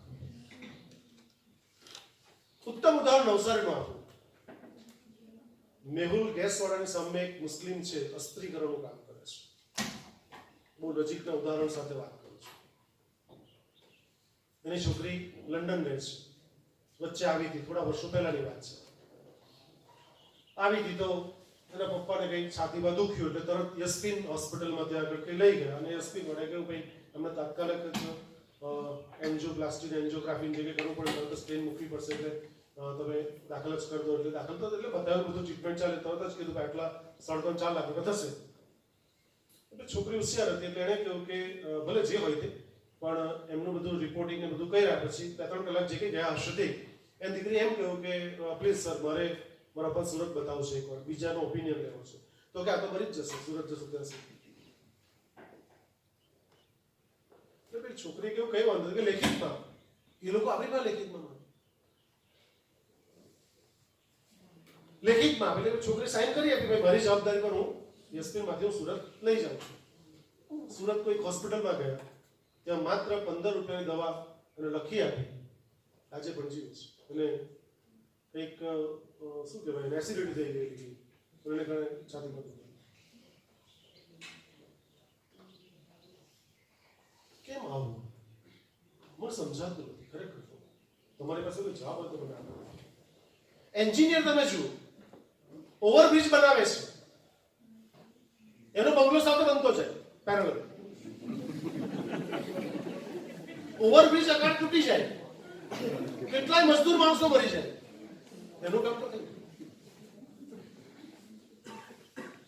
Civil hospital doctor 15,000 લાખમાં પકડાઈ જાય, જેનો 2 લાખ 2.5 લાખ પગાર છે. એસીડી ના છટકામાં ઘણા પકડાય. હમણાં નવસારી ગ્રહણ લાગ્યું. સરકારી અધિકારીશ્રીઓ, એક કલેક્ટરે 2016માં સાહેબ 200 કરોડ બદલાવ્યા. કલેક્ટર 9 કરોડ આવ્યા. આ જે લોકોની મિત્રો વાત કરું છું એ બધા લોકો ક્રીમ પીપલ છે, જેનું ગુજરાત સરકારે, ભારત સરકારે બહુમાન કર્યું છે. એ લોકો આવા કરપ્ટેડ. તમે શિક્ષકો છો માટે, અધ્યાપકો છો માટે તમારી મારી જવાબદારી છે. માટે આ તમને પ્રશ્ન પૂછું છું કે તમે અને હું ક્યાંક ચૂક્યા છીએ. તમારે મારે સ્વીકારવું જ પડશે. ક્યાંક ચૂક્યા છે. વિજ્ઞાન બહુ જ સારું ભણાવ્યું, કોઈ બેમત નથી. કોમર્સ જે કંઈક એના સબ્જેક્ટ છે બહુ જ સારા ભણાવ્યા, પણ ક્યાંક ચૂક્યા.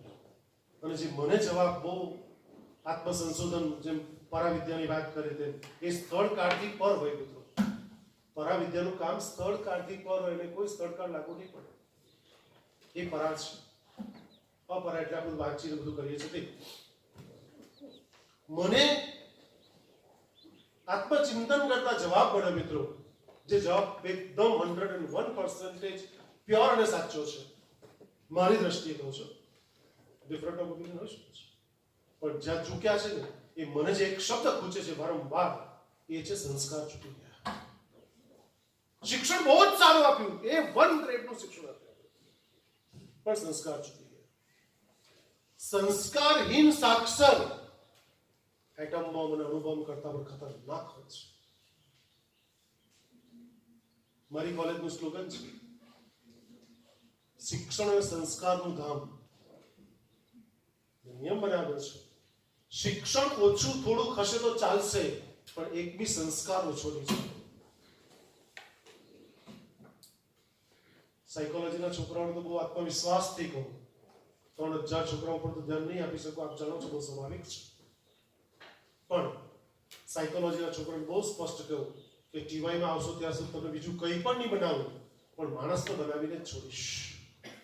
મેં કહ્યું છે મારા માટે, મારા ડિપાર્ટમેન્ટ માટે તો, કે ગાડા કોલેજ સાયકોલોજી ડિપાર્ટમેન્ટ એ માણસ બનાવવાની ઇન્સ્ટિટ્યૂટ છે. માણસ તો બનાવીને છોડું છું, જ્યાં સુધી છોડતો નથી. ભગવાન જ્ઞાન 2 પ્રકારનું આપે મિત્રો. થોડાક આગળ જઈએ આપણે. સૂક્ષ્મ અને સ્થૂળ જ્ઞાન. સૂક્ષ્મ એટલે આપ જાણો છો, સ્થૂળ એટલે પણ જાણો છો. સ્થૂળ જ્ઞાન એટલે આપણે જે વાંચીને જે બોલીએ છીએ, જે વાત કરતા હોઈએ, જે કંઈક આપણે ભણાવીએ છીએ, એ જ્ઞાન કયું છે? સ્થૂળ જ્ઞાન છે. સૂક્ષ્મ જ્ઞાન એટલે અંદરથી જાતે પ્રગટ થાય.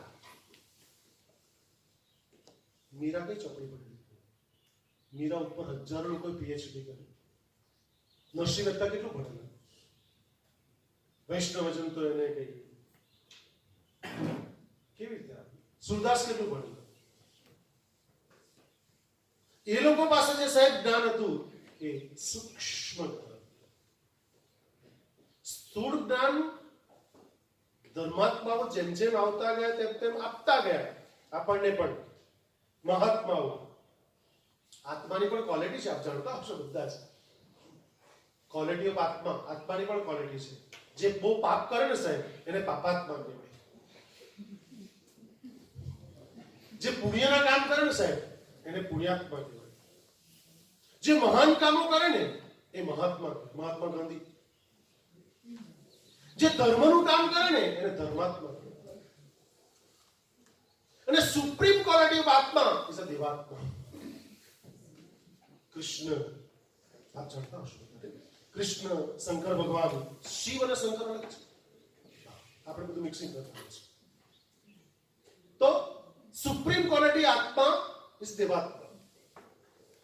એ રામ, કૃષ્ણ, બધા જે ભગવાન છે, 33 કરોડ દેવતા છે, બધા એમાં આવી જાય. સુપ્રીમ ક્વોલિટી ઇઝ આત્મા ઇઝ અ દેવાત્મા. અને એની ઉપર બી એક છે, તે કોણ? પરમાત્મા. એ ટોપ. એટલે આપણે આમ કે ઉપર બતાવે. એક પછી આંગળી, આમ બે આંગળી ઊંચા કરતા છે બેટી, એક જ આંગળી ઊંચી કરે. ઉપરનો જોતો છે કે અરે ઉપર એટલે પહેલા માળ પર ફ્લાઇટમાં જતો છે તે ના. દરેક ધર્મોની અંદર એક વાત તો સ્વીકારેલી છે કે પરમ ચૈતન્ય તત્વ કંઈક ને કંઈક તો છે જ. પરમાત્મા, તમે જે પણ અલ્લાહ, ઈશ્વર, ગોડ જે કંઈ કહેતા હોવ તે નામ આપી શકો છો. એટલે સૂક્ષ્મ જ્ઞાન અને બીજું સ્થૂળ જ્ઞાન. ત્રીજી મહત્વની વાત કે ફેકલ્ટી ડેવલપમેન્ટ, આપણે આપણું ડેવલપમેન્ટ ક્યારે કરી શકીએ? મને બહુ પ્રશ્ન થયો કાલનો બેને ફોન કર્યો પછી કે તમે આવું કંઈ કહેજો કે અમારા શિક્ષકો પાસે પડેલું તો બહુ છે, પણ વિદ્યાર્થી સુધી બરાબર રાઈટ વેમાં પહોંચવું જોઈએ. પહોંચે છે પણ હજુ સારી રીતે ઉત્તમ ક્વોલિટી કેવી રીતે પહોંચી શકે? તો મને પહેલો વિચાર સમીરભાઈ આવ્યો કે ઉત્તમ ક્વોલિટીથી પહોંચાડવું હોય તો એક શબ્દ બહુ ગજબનો મળી ગયો, જે શબ્દ છે ઇન્ટરેસ્ટ, રસ. આપણો વર્ષોથી અનુભવ છે કે જે કામમાં ઇન્ટરેસ્ટ હોય, જે કામમાં રસ હોય, તે કામ આપણે પહેલું કરીએ. ક્લાસમાં આપણે ઘણી વાર પૂછીએ બાળકોને કે તને શામાં બહુ રસ? જો બંદો એક એમ કહેતો હોય કે મને વાંચવામાં રસ, જો એક બંદો ક્લાસમાં કહેતો હોય, મને તો 30 વર્ષ થઈ ગયા કે પૂછતા એક વાર તો આ ઘણું જ સવાલ કોઈ કહે ડાન્સિંગ, કોઈ કહે સિંગિંગ, અને કોઈના લોકોએ તો ક્રિકેટ રમવાનું, કઈ બી ગેમ્સ રમવાનું, એ બધી વાત કરે. એક પણ બંધો એમ કહે સાહેબ મને રીડિંગમાં બહુ ઇન્ટરેસ્ટ, સાયકોલોજી વિષય ધન્ય થઈ ગયો, એવું એક બીજો બોયલો હોય કે મેથેમેટિક્સ લઈને ધન્ય થઈ ગયો, વિજ્ઞાન લઈને ધન્ય થઈ ગયો, એક બી બોયલો આની પાછળ બી કારણ છે. સાયકોલોજી એવું કહે છે કે છોકરાઓ કેમ નહીં બોલે, અને પ્રશ્ન આપણને એ થાય કે છોકરાઓ 4:45 પાછે બેલ પડે, સ્કૂલની વાત કરે, નેક્સ્ટ બેન સ્કૂલ ગયો તો 4:45 પાછે બેલ પર સ્કૂલમાં છોકરાઓ બેન્ચીસ કૂદી નાહે કેમ? આપણે બી નાહેલા. મને એ બતાવો કે રાજહંસ થિયેટરમાં જાય તો બંધાસ ધીમે ધીમે ચાલે કે ના ધીમે ધીમે ચાલે? મને પાછા પણ છેલ્લે પેલું ગીત આવતું તે જોતા જાય. ત્યાં કેમ કુદાકુદી કરીને નહીં જાય?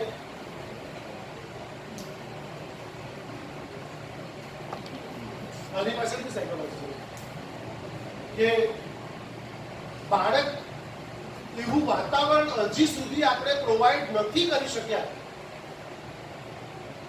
કે સ્કૂલમાં 4:45 હજુ સર મેડમ ન ભણાવ્યા જ કરો એવું બાળક કહેવા કરે આપણે. હજી તો બોલ્યા જ કરો. કારણ કે બાળકને આપણે જે કહીએ છીએ, શિક્ષકો જે કહે છે, એ બાળકને રસ પડવો જોઈએ. હું તો એમ કહું છું કે ઘણા બધા મેથેમેટિક્સના ટીચરો બી બહુ રસપ્રદ ભણાવે. અમારા સ્ટેટિસ્ટિક્સના પ્રોફેસર બહુ જ સુંદર સ્ટેટિસ્ટિક્સ ભણાવે. કારણ કે ભણાવવું એક કળા છે સાહેબ. જેમ પેલો ચિત્રકાર ચિત્ર દોરે છે, એ કળા છે. મૂર્તિકાર મૂર્તિ બનાવે છે, કળા છે. સ્વામિનારાયણ મંદિરમાં તમે ગયા છો આપણે ત્યાં ગેટ ઉપર, તો મૂર્તિ જુઓ ને બસ જોયા જ કરો, જાણે હમણાં બોલશે.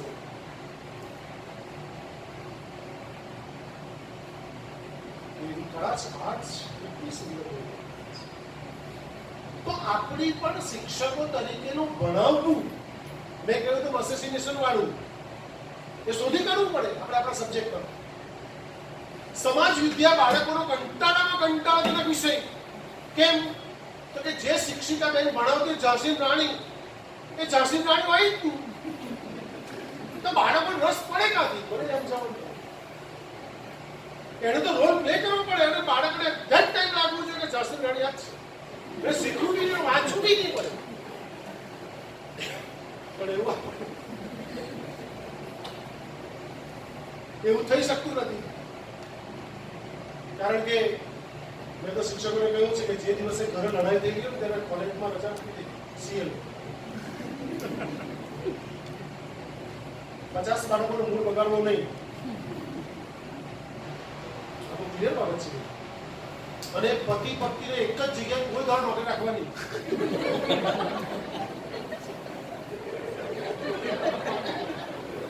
ના કરજો તો હોય તો મારે થાય એવું કઈથી માથાકૂટ થાય તો અસર સીધી વિદ્યાર્થીઓ પર. કારણ કે એટલું આપણે મેન્ટલ સ્ટેટસ કે મેન્ટલ બેલેન્સ જાળવી શકતા નથી કે વાત અલગ મૂકીને આપણે અલગ વાત કરીશું. એટલે બધા જ સરખાવી માની લોકો નથી. કારણ કે બધા કેટલાક તો સતાવધાની બી હોય. ખબર ને તમને ખબર છે જૈન મુનિ સતાવધાની હોય છે. એ લોકો 100 બાબત ઉપર વન ટાઈમ 100 બાબત ઉપર ધ્યાન આપીશું. હા, આ સાહેબે પ્રશ્ન કર્યો, એનું નામ પૂછ્યું. આ સાહેબ પ્રશ્ન કર્યો, નામ પૂછ્યું. આ સાહેબ પ્રશ્ન કર્યો, આ બેનો પ્રશ્ન કર્યો. 100 જણના પ્રશ્ન પૂછે, નામ પૂછે અને 100 માં પૂરો થાય એટલે એકથી શરૂ કરે કે આ ભાઈનું નામ આ છે અને તમારો પ્રશ્ન આ હતો. બધા જ જવાબ સતાવધાન. હવે એવા તો આપણે કઈ તપશ્ચર્યા કરવા સિદ્ધ પુરુષો તો છે નહીં. એટલે તકલીફ પડવાની સંભાવના રહે. ઇન્ટરેસ્ટ હોવો જોઈએ, રસ હોવો જોઈએ. અને એક વસ્તુ, રસ સાથે સતત તરત જ બે શબ્દ આવી જાય 100% ઇન્વોલ્વ. મને તમે એમ કહો ને 5 કલાક બોલો, 6 કલાક બોલો, 7 કલાક બોલો, હું જોયા નથી બોલ્યા. 5 કલાક તો કોન્સ્ટન્ટ બોલેલો છું. કોન્સ્ટન્ટ 5 કલાક. અને એ 5 કલાક કેવા કે 14 ક્લાસમાં 15-15, 20-20 મિનિટ દરેક ક્લાસમાં ડિફરન્ટ બોલવાનું. ઉદાહરણો જુદા, વાત જુદી, બધું બોલો. સતત 5 કલાક, 2 ક્લાસ કરી. કેમ? મને ઇન્ટરેસ્ટ છે, મને ગમે છે. અને બીજું, પહેલા હું બોલ્યા કરું એટલે પેલા હંભેડા કરે તેવું નહીં. કોઈ ભૂઈ જાય તેવી નહીં ચાલે. કોઈ ની હંભળે તેવી નહીં ચાલે. કોઈ વચ્ચે વાત કરે તેવી નહીં ચાલે. કારણ કે દરેકનું ધ્યાન હોવું અનિવાર્ય છે. પેલો એક ભિખારી પેલા શેઠ પાસે આવ્યો. શેઠ ખાવાનું આપો. પેલો શેઠ કંજૂસ હશે, જમાનાનો ખાધેલો, એ નહીં મળે એમ. તો આપણે કઈ બિસ્કુટ આપી મૂકો, શર્ટ તો કે દેવી નહીં મળે. ખાટલો ટૂંકો દેવી નહીં મળે. તો કે વાસણ આપી મૂકો કઈ દી ભીખ પડવા માટે, તો કે દેવી નહીં મળે. તો કે 5 રૂપિયા સિક્કો આપી મૂકો, તો કે દેવી નહીં મળે. વાસણ બી નહીં મળે, રૂપિયા બી નહીં મળે, ખાવાનું બી નહીં મળે, બિસ્કુટ બી નહીં મળે. તો પેલા ભિખારી એમ કે શેઠ તમારા ચરણોમાં રહેલી ચપટી ધૂળ આપી દો. શેઠ અમે લોકો ટેન્શન છે. શેઠ જેવી ચપટી ધૂળ ઉચકવા ગયા ત્યાં સાયકોલોજી આવી. એટલે એને વિચાર આવ્યો શેઠને, ચપટી ધૂળ શું કરવાનો હોય? ચપટી ધૂળ ઉચકી તો ખરી. અને ભિખારીના હાથમાં પકડાવા ગયો ત્યાં જ પ્રશ્ન કર્યો પેલા શેઠે પેલા ભિખારીને. ધ્યાનથી સાંભળજો. ભિખારીને પ્રશ્ન કરે, હે ભિખારી, આ ચપટી ધૂળને તું શું કરશે? એટલે ભિખારી જવાબ, હે શેઠ, આ ચપટી ધૂળ મારે કશા જ કામ લાગવા નથી, પણ તમને આજે આપતા શીખવું છું. જો તમે આજે ચપટી ધૂળ આપશો તો આવતીકાલે કંઈક ને કંઈક આપતા થશે. આપવાની તમને ટેવ પડશે. અને મોટે ભાગે માણસ જાતને વાવવાની ટેવ બહુ ઓછી છે, લડવાની ટેવ વધારે છે. વાવવાનું ભૂલી જાય. જો વાવશું નહીં તો લડશું કેવું? આ પણ ખૂબ અગત્યની વાત છે. અધ્યાપક તરીકે શિક્ષક કે આપણું કામ વાવવાનું છે. લડવાનો તો મહિનો થાય એટલે 1 તારીખે તો ખાતામાં સીધા જમા થઈ જ જાય. પણ વાવવાનું મેક્સિમમ ગણવાનું તે રીતે આવ્યા ત્યારે આપણે નક્કી કરવું તે પણ જે રેગ્યુલર હોય અમારી જે ભૂમિકાની હોય તે આવ્યા કરે એમ પણ વાવવાનું કામ બહુ અગત્યનું છે. એટલે પહેલો શબ્દ આવે ઇન્ટરેસ્ટ, બીજો શબ્દ મને મળ્યો એકાગ્રતા. આ એક શબ્દ વિશે કલાક બોલી શકાય તેવું છે, પણ મનને અંદરથી બનાવું છું આગળ જવા. કન્સન્ટ્રેશન શબ્દ બધા સાંભળ્યો છે. એકાગ્રતા ક્યારે રહી? જ્યારે જે બાબતમાં આપણને રસ હોય તો. પેલા સુલતાન મહેમૂદ ગઝનવી નામ સાંભળેલું આ બધાએ? આપણને આવી ગયેલું પાઠ ભણવાનો. 17 વર્ષ સુધી સોમનાથને લૂંટ્યું. રોજ દર વર્ષે આવતો સોમનાથને લૂંટી જતો મોહમ્મદ ગઝનવી. એના દરબારમાં અય્યાઝને ગુલામ હતો. એને માની તો વઝીર બનાવી કાઢ્યો. એટલે બાકીના દરબારને પૂછ્યું કે આ કાળિયા હબસીમાં તમને એવું તો શું લાગ્યું મહારાજા કે માને તો વઝીર બનાવી કાઢ્યો? એટલે પેલા પેલો અય્યાઝ હાજર નહીં હતો. એટલે કહ્યું કે તમારા પ્રશ્નનો જવાબ તો આપવો જ જોઈએ. એટલે કહ્યું કે જરાક નગરના દરવાજે જઈને જોઈએ શું ચાલે એવું છે. એટલે એક દરબારી ઉઠીને તપાસ કરવા ગયો.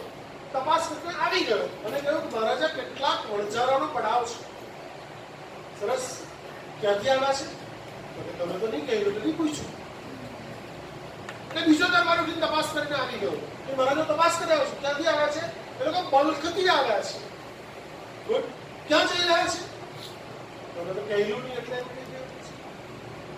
ત્રીજો દરબાર તપાસ કરીને આવી ગયો કે મહારાજે તપાસ કરી ક્યાંથી ક્યાં જઈ રહ્યા છે કે એ લોકો કાબુલ થઈને બલુચિસ્તાન જઈ રહ્યા છે. વેરી ગુડ, કેટલા માણસો છે? એટલે ચોથો દરબાર ઉઠીને માથું ખસવાડવા પડે. તમે નહોતું કર્યું, મેં તો નહીં મને કે પૂછ્યું એમ. ચોથો દરબારી તપાસ કરવા જતો ત્યાં બેસ બોલો અય્યાઝને. મિત્રો અય્યાઝને બોલાવ્યો અને અય્યાઝ આવ્યો ને પૂછ્યું કે જી હુજુર હુકમ કરો. તો કે અહીંયા જરા નગરના દરવાજે જઈને જોઈએ ત્યાં શું ચાલી રહ્યું છે. કે મહારાજા હું ત્યાંથી જ આવી રહ્યો છું. કે શું ચાલી રહ્યું છે? મહારાજા કેટલાક વણઝારોનો પડાવ છે. ક્યાંથી આવ્યા છે? એ લોકો બલ્ખથી આવ્યા છે. ક્યાં જઈ રહ્યા છે? કાબુલ થી બલુચિસ્તાન જઈ રહ્યા છે. કેટલા માણસો છે? 124 માણસો છે. કેટલા પુરુષો છે? 49 પુરુષો છે. કેટલી સ્ત્રીઓ? 43 સ્ત્રીઓ છે. કેટલા બાળકો છે? 32 બાળકો છે. એ લોકો શું કામ કરે? ચપ્પુ તલવાર 10,000 કામ કરે છે. એ લોકો પાસે પ્રાણી છે કે હા 88 પ્રાણી છે. 5 ઊંટ 52 14 17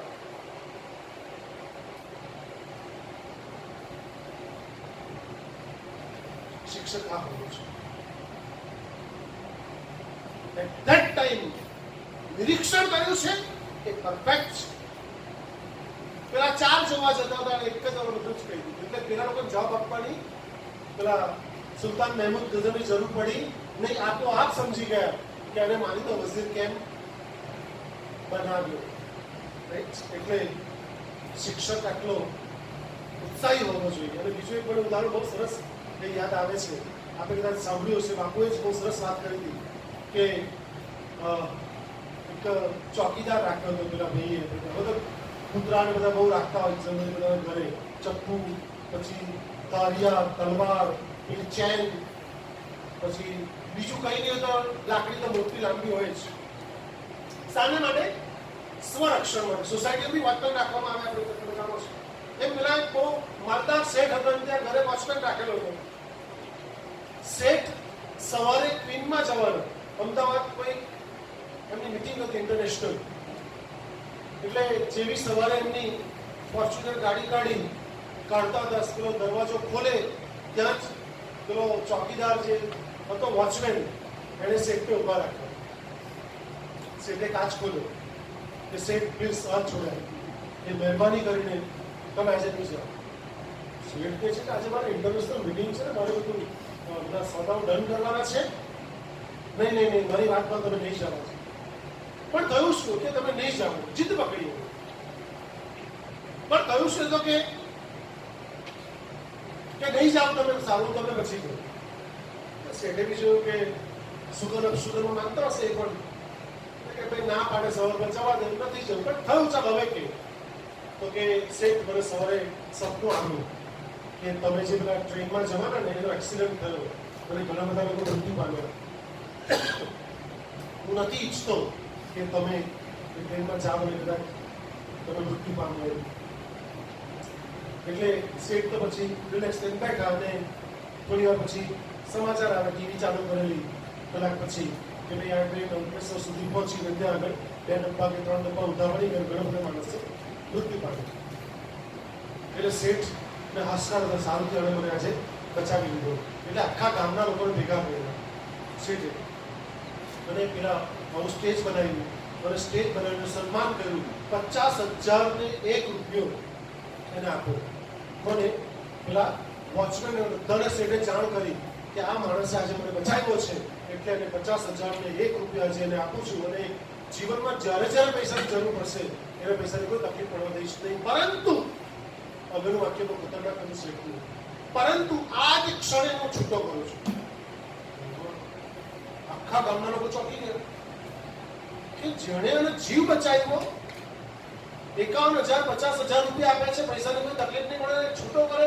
એટલે પેલો વોચમેન તો પગે લાગવા માંડ્યો કે શેઠ જાઓ તો છૂટો નહીં કરો, આ પૈસાની તમે રવા દો, મારે તમારે નોકરી કરવી છે. શેઠ નહીં માને કે નહીં, છૂટો તું તને કરીશું.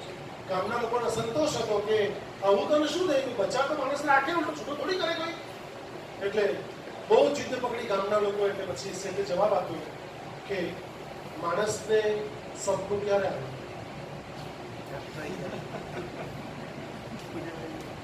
હું જાગવાનો પગાર આપું છું, ઊંઘવાનો પગાર આપતો. શિક્ષક, અધ્યાપક જીવતો હોવો જોઈએ અને જાગતો હોવો જોઈએ. બાકી તો કેટલી લાશો ફર્યા જ કરે. તમે જો કોઈ એક્સપ્રેશન છે કયામાં શિક્ષક તો હંમેશા જીવતો હોવો જોઈએ અને જાગતો હોવો જોઈએ, હર હંમેશા. શિક્ષક ઊંઘતો તો હોવો જ નહીં જોઈએ, અને ક્લાસમાં તો નહીં જ.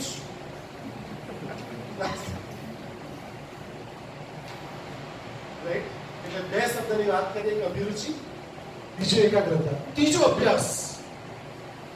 મારો અનુભવ તો ખરાબ રહ્યો છે, માફ કરજો, પણ ઘણા બધા હજારો શિક્ષકોને અધ્યાપકોને મળ્યો છું આગળ 30 વર્ષમાં, અને જે વખતની 404 લેક્ચર કર્યા તેમાં ઘણા બધાને મળવાનું થયું છે. પણ લગભગ 90% થી વધારે શિક્ષકો શિક્ષક બન્યા પછી વાંચવાનું છોડી દે છે. બહુ ખરાબ અનુભવ છે. શિક્ષક બન્યા પછી વાંચવાનું છોડી દે છે.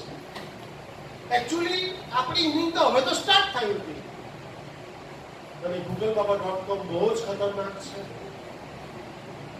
આપણે બોલશું, બાળક ફટ ચેક કરી લેશે કે સર કેવું બોલી રહ્યા છે, આ ડેફિનેશન સાચી છે ખોટી, બાળક જોઈ લેશે. સતત અપડેટ રહેવું પડશે. ગણદેવની એક સ્કૂલમાં ગયેલો, અમારા કામ લાઇબ્રેરીના કામ હતું, તો એક બહુ વૃદ્ધ બેન હતા જે રિટાયર્ડ થવાના જ હતા. કે મેં કે બેન શું ભણાવો? એટલે કે હિન્દી. મેં કે બેન તમે હિન્દી ભણાવો ગુજરાતી ભણાવો? ગુજરાતી. એમને જાણીને આશ્ચર્ય થશે કેટલાક ઇંગ્લિશના પ્રોફેસર ઇંગ્લિશ ગુજરાતી ભણાવે. અરે મને આજે રાસ ખબર પડી મીનાક્ષીને કે આ કોઈના અંગ્રેજી ગુજરાતી લખે કેવી રીતે? લખે અંગ્રેજી પણ લખે ગુજરાતી. એ ક્લાસ હમણાં પકડાયો કે ઘણા અધ્યાપકો અંગ્રેજી ગુજરાતી ભણાવે. મને બહુ સરપ્રાઈઝ થયું. હિન્દી વાર તો સરપ્રાઈઝ થયેલું જ મને. અરે તમે જયારે હિન્દીમાં બોલતા હોય વર્ગમાં એક શિક્ષક તરીકે તમે એક શબ્દ પણ તમે ગુજરાતી કે અંગ્રેજી નહીં આવો છો, અને અંગ્રેજી બોલતા ગુજરાતી આવું જ નહીં જોઈએ ને. કાથી ગુજરાતી કોયરાને સમજ નહીં પડે? કોયરાની સમજ પડે? કોયરાનો પ્રશ્ન છે. કોયરાના માતા હું કામ નહીં કરું? બોલો બોલાવો. પણ આપણી જાત સાથે કોમ્પ્રોમાઇઝ તો ક્યારે બી થઈ શકે. હવે અંગ્રેજીનો અધ્યાપક તો purely in English, speak in English. મેં ઇન્ટરવ્યુ એક બેનને સવાલ પૂછ્યો તો MA, MPhil, BA, MA એનું ક્વોલિફિકેશન સમજજો. મારું બી નથી. MA, MPhil, PhD, BEd, MEd આટલી ડિગ્રી હતી, અને હિન્દીના શિક્ષક અધ્યાપક તરીકે ઇન્ટરવ્યુ આપવા માટે ઇન્ટરવ્યુ બેઠો. એટલે એમને મેં સહજ રીતે પૂછ્યું कि कृपया आप आपका जो प्रतिशत आया है एमएड में वो कृपया मेरे को हिंदी बताइए. हमने कहूँ कि 67.63। मैं कहूँ कि कृपया पॉइंट को हिंदी में बताइए। नहीं आवेगी દશમલવ કહેવાય એટલે વિષયમાં નિષ્ણાત તો હોવો જ જોઈએ। એ તો પહેલી અનિવાર્ય ફરજ છે, સરસ। પણ દુર્ભાગ્યવશ આવું પણ આપણને ક્યાંક દર્શન થતા હોય છે, રાઈટ। એટલે અભ્યાસની વાત કરતો ત્રીજો શબ્દ અભ્યાસ વિશે પણ કલાક બોલાય। લતા મંગેશકર હમણાં માંદી પડી બેન, રોજના 6 કલાક રિયાઝ કરે, પ્રેક્ટિસ કરે। અધ્યાપક બન્યા પછી રોજના 5-6 કલાક તો વાંચવું જ પડે। હું રોજના 5 થી 6 કલાક વાંચતો, પણ હમણાં મારું આચાર્ય બને, ઇન્ચાર્જ આચાર્ય બને પછી બહુ છૂટી ગયો છું। હવે વાંચવાનું મોટે ભાગે એમ તો રૂટીન તો હોય છે, ભણવાનું તો હોય જ આપણે, પણ જ્યારે લેક્ચર્સ હોય ત્યારે જ બહુ વાંચવાનું થાય, બાકી રવિવારો હોય। એટલીસ્ટ અભ્યાસ સતત રિયાઝ કરો તો જ। અને એનું ઉત્તમ ઉદાહરણ આપીએ આપણે છેલ્લી એક અત્યારે પૂરું કરીએ, કારણ કે બધા ધીમે ધીમે પેકિંગ તરફ જઈ રહેલા છે। તો મોબાઈલ નહીં આવે સાહેબ, એ પહેલા આપણને લેન્ડલાઇન નંબર કેટલા બધા લોકોના યાદ હતા। યાદ કરો દિવસે આપણા સગાવાળાના કેટલા બધા લેન્ડલાઇન નંબર એ પહેલા 3 ડિજિટમાં હતા, 4 ડિજિટમાં આવ્યા, પછી 5 ડિજિટમાં, પછી 6 ડિજિટમાં આવ્યા। તે બી 6 ડિજિટના નંબર કેટલા બધા યાદ હતા। જે દિવસે મોબાઈલ આવ્યો બધું સેવ। અને હવે તો આપણા મોબાઈલ નંબર ખોવાઈ જવાની કોઈ બીક નહીં મળે, ગૂગલ સાચવે। અને સાહેબ કેટલાક લોકો તો એવા થઈ ગયા કે પોતાનો નંબર બી યાદ નહીં હોય તો કે તમારો નંબર આપો તો પાછળ મોબાઈલની પાછળ ટાંકું ચડાવી દો।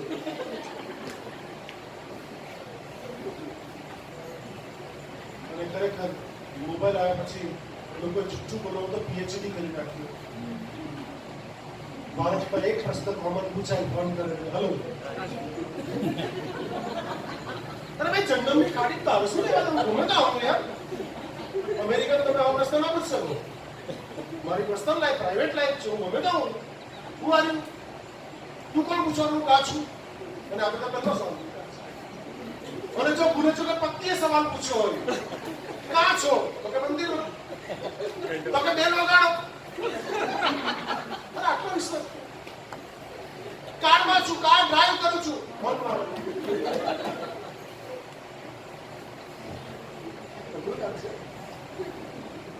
સો અભ્યાસ સતત, ફેકલ્ટી ડેવલપમેન્ટે અભ્યાસ સતત કરવું પડશે, રિસર્ચ સતત કરવું પડશે। ચોથું નિયમિતતા। બહુ જ નાનો શબ્દ છે, પણ જિંદગીને 4 ચાંદ લગાવી દે એટલો શબ્દ છે। નિયમિતતા એટલે એક સ્કૂલનું બાળકને પૂછ્યું, બાળકોને પૂછ્યું, બધા બાળકો બેઠા હતા, પૂછ્યું કે સવાર કેટલા ઉઠે? એટલે બાળક કે સર 6 વાગે। સ્કૂલની જવાનું તો તમારા મનમાં જે વિચાર આવ્યો છે 8 વાગે, 9 વાગે, 10 વાગે, એટલા સુધી બનશે, એટલે બપોર 12 ખાઈ પાછા ઉઠી છે। હાલ હું લોકો જ પડે। અને કેટલા લોકો એવું સાંભળ્યું બોલતા બોલતા કે સાહેબ ઊંઘી થાકી ગયો। એટલે આપણે ભણવા ત્યારે એવું હતું કે થાકે તો માણસ થાકી ઉઠી છે, આ તો ઊંઘી થાકી ગયો।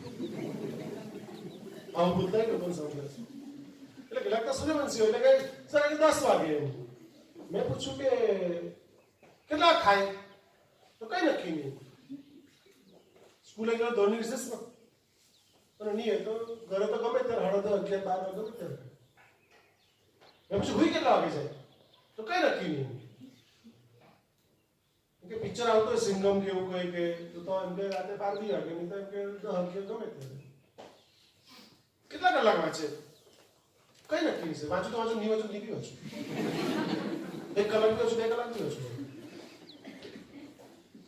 મિત્રો ખૂબ જ અગત્યનો શબ્દ, જે વ્યક્તિના જીવનમાં નિયમિતતા છે ને, સર હમણાં જ વાત કર્યું કે તમારો શેડ્યુલ બહુ ટાઈટ હશે, એમને કેવું મને, મેં કહ્યું કે સવારે ક્યારેય મોડો ઉઠ્યું બન્યું નથી આટલા વર્ષોમાં, અને એક્ઝેક્ટ 4:30 વાગે રોજ ઉઠી જાઉં છું।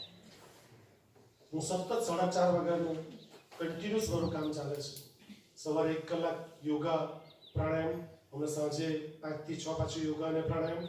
આખો દિવસ કોલેજનું કામ, વાંચવાનું લખવાનું બધું જ કામ આખો દિવસ ચાલતું હોય છે. બપોરે 1 કલાક સુવાનું પાકું. આજે સુતો નથી, બરાબર છે? કારણ કે 4:30 વાગે ઉઠેલો એટલે થોડું રેસ્ટ શરીરને જોઈએ. અડધો કલાક પોણો કલાક સવારે મેડિટેશન, અડધો કલાક પોણો કલાક સાંજે મેડિટેશન. આ મારો લાઈફનો ક્રમ છે. હું મારા ફિઝિકલ અને મેન્ટલ બોડી માટે રોજ 24 કલાકમાંથી 4 કલાક આપી દઉં છું. 2 કલાક યોગ અને પ્રાણાયામ અને 2 કલાક મેડિટેશન માટે. Every day 4 hours. કારણ કે હું જાણું છું કોરોના કાળ છે કે નહીં છે, પણ માનસિક સ્વાસ્થ્ય અને શારીરિક સ્વાસ્થ્ય તંદુરસ્ત રહેવું જ જોઈએ.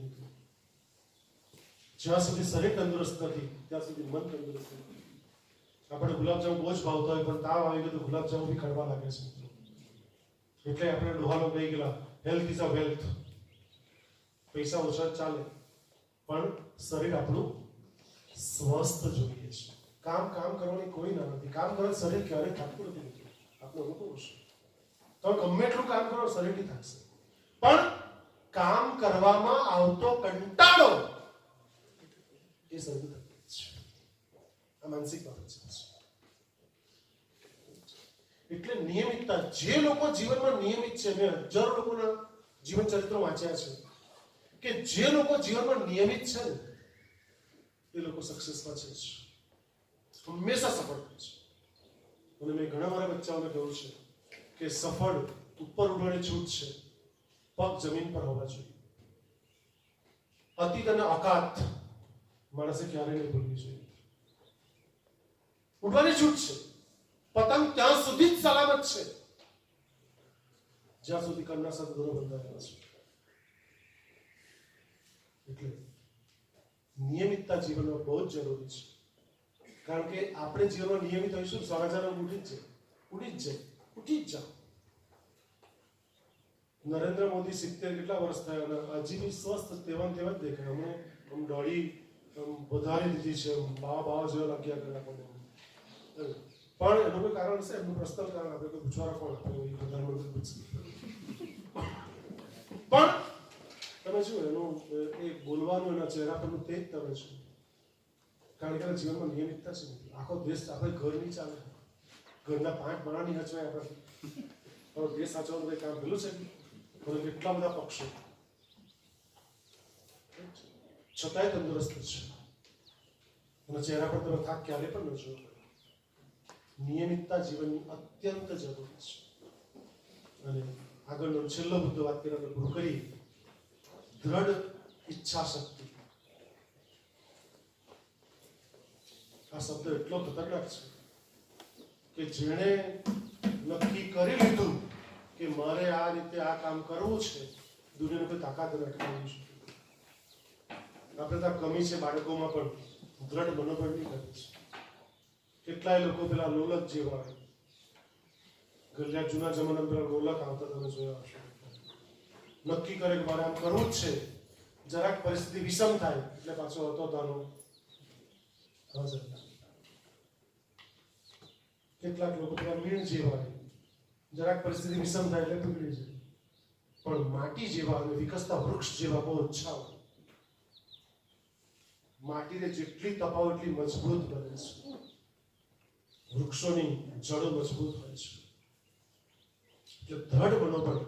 અને ખાલી વાત છોડી દઉં છું કે પરમ કૃપાળુ પરમાત્માએ તમને મને બધાને 2 શક્તિ બહુ ગજબની આપેલી છે. કઈ? એક શરીરની શક્તિ અને બીજી મનની શક્તિ. બહુ જ ગજબની. શરીરની શક્તિ બધા જાણીએ છીએ, મનની શક્તિ પણ બધાને 100% આપેલી છે. પણ Anthony Robbins awake the giant within નામના પોતાના પુસ્તકમાં લખે છે કે એના અભ્યાસ પરથી લખે છે કે માણસ આખી જિંદગી જીવે છે. હજારો માણસોનો અભ્યાસ કર્યા પછી એને તારણ તારેલું છે કે માણસ આખી જિંદગી જીવે છે, એમાંથી 2 થી 5% મનની શક્તિ યુઝ કરે છે. 95% શક્તિ માણસના મૃત્યુની સાથે જતી રહે છે. Use your mind power. તમે ધારો તે કરી શકો. તમે કદાચ જોજો યુરી ગેલરના વિડીયોઝ યુટ્યુબ પર મૂકેલા છે, મૂળ ઇઝરાયલનો, હમણાં લંડનમાં રહે છે. એન્થનીના વિડીયો જોજો. 2 ફૂટ સળગતા દેવતા ઉપર કોલસા, ધગધગતા કોલસા ઉપર માણસને 10 દિવસની માનસિક તાલીમ ચલવે કોઈ દાખતું નથી. ફાયર વોક કરવા. આ ભારત નથી, એ અમેરિકા છે. ભારતમાં આસારામ ચાલે છે, અમેરિકામાં એવું નહીં ચાલે કે જાદુ કર્યો, ટોણો કર્યો તો શું ના આવે. મનની શક્તિ આપણને બહુ ગજબની ભગવાને આપેલી છે. અને એને માટે એક શબ્દ કહી દઉં, તમે જે વિચારશો ને એ જ તમે બનશો. યાદ રાખજો, જિંદગીમાં ક્યારેય નહીં ભૂલતા. જે તમે વિચારશો ને, તમે આજે જે જગ્યાએ જ્યાં છો ને, એ તમારા ગઈકાલના વિચારના કારણે છે. જે વિચારશો તે બનશે. નેગેટિવ વિચારશો, નેગેટિવ 100% નહીં, 501% બનશે. થિંક પોઝિટિવ, પોઝિટિવ બનશે. 3 શબ્દ છે: eat positive, think positive and meet positive. હર હંમેશ.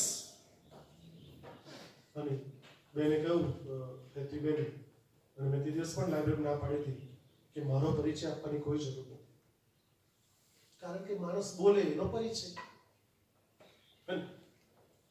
જો મારે આજે બી 400 લેક્ચર પછી પરિચય આપવો પડે તો મારામાં કંઈક ક્ષતિ છે એવું લાગે. મારો પરિચય શું આપવાનો? પણ કેટલાક લોકો જીતે કરે સંસ્થાઓ કે નહીં સાહેબ, તમને બધા થોડા ઓળખતા હોય, તમારું કેટલું બધું કોન્ટ્રીબ્યુશન કરવાનું કેટલું, પણ માણસ બોલે એ પરિચય.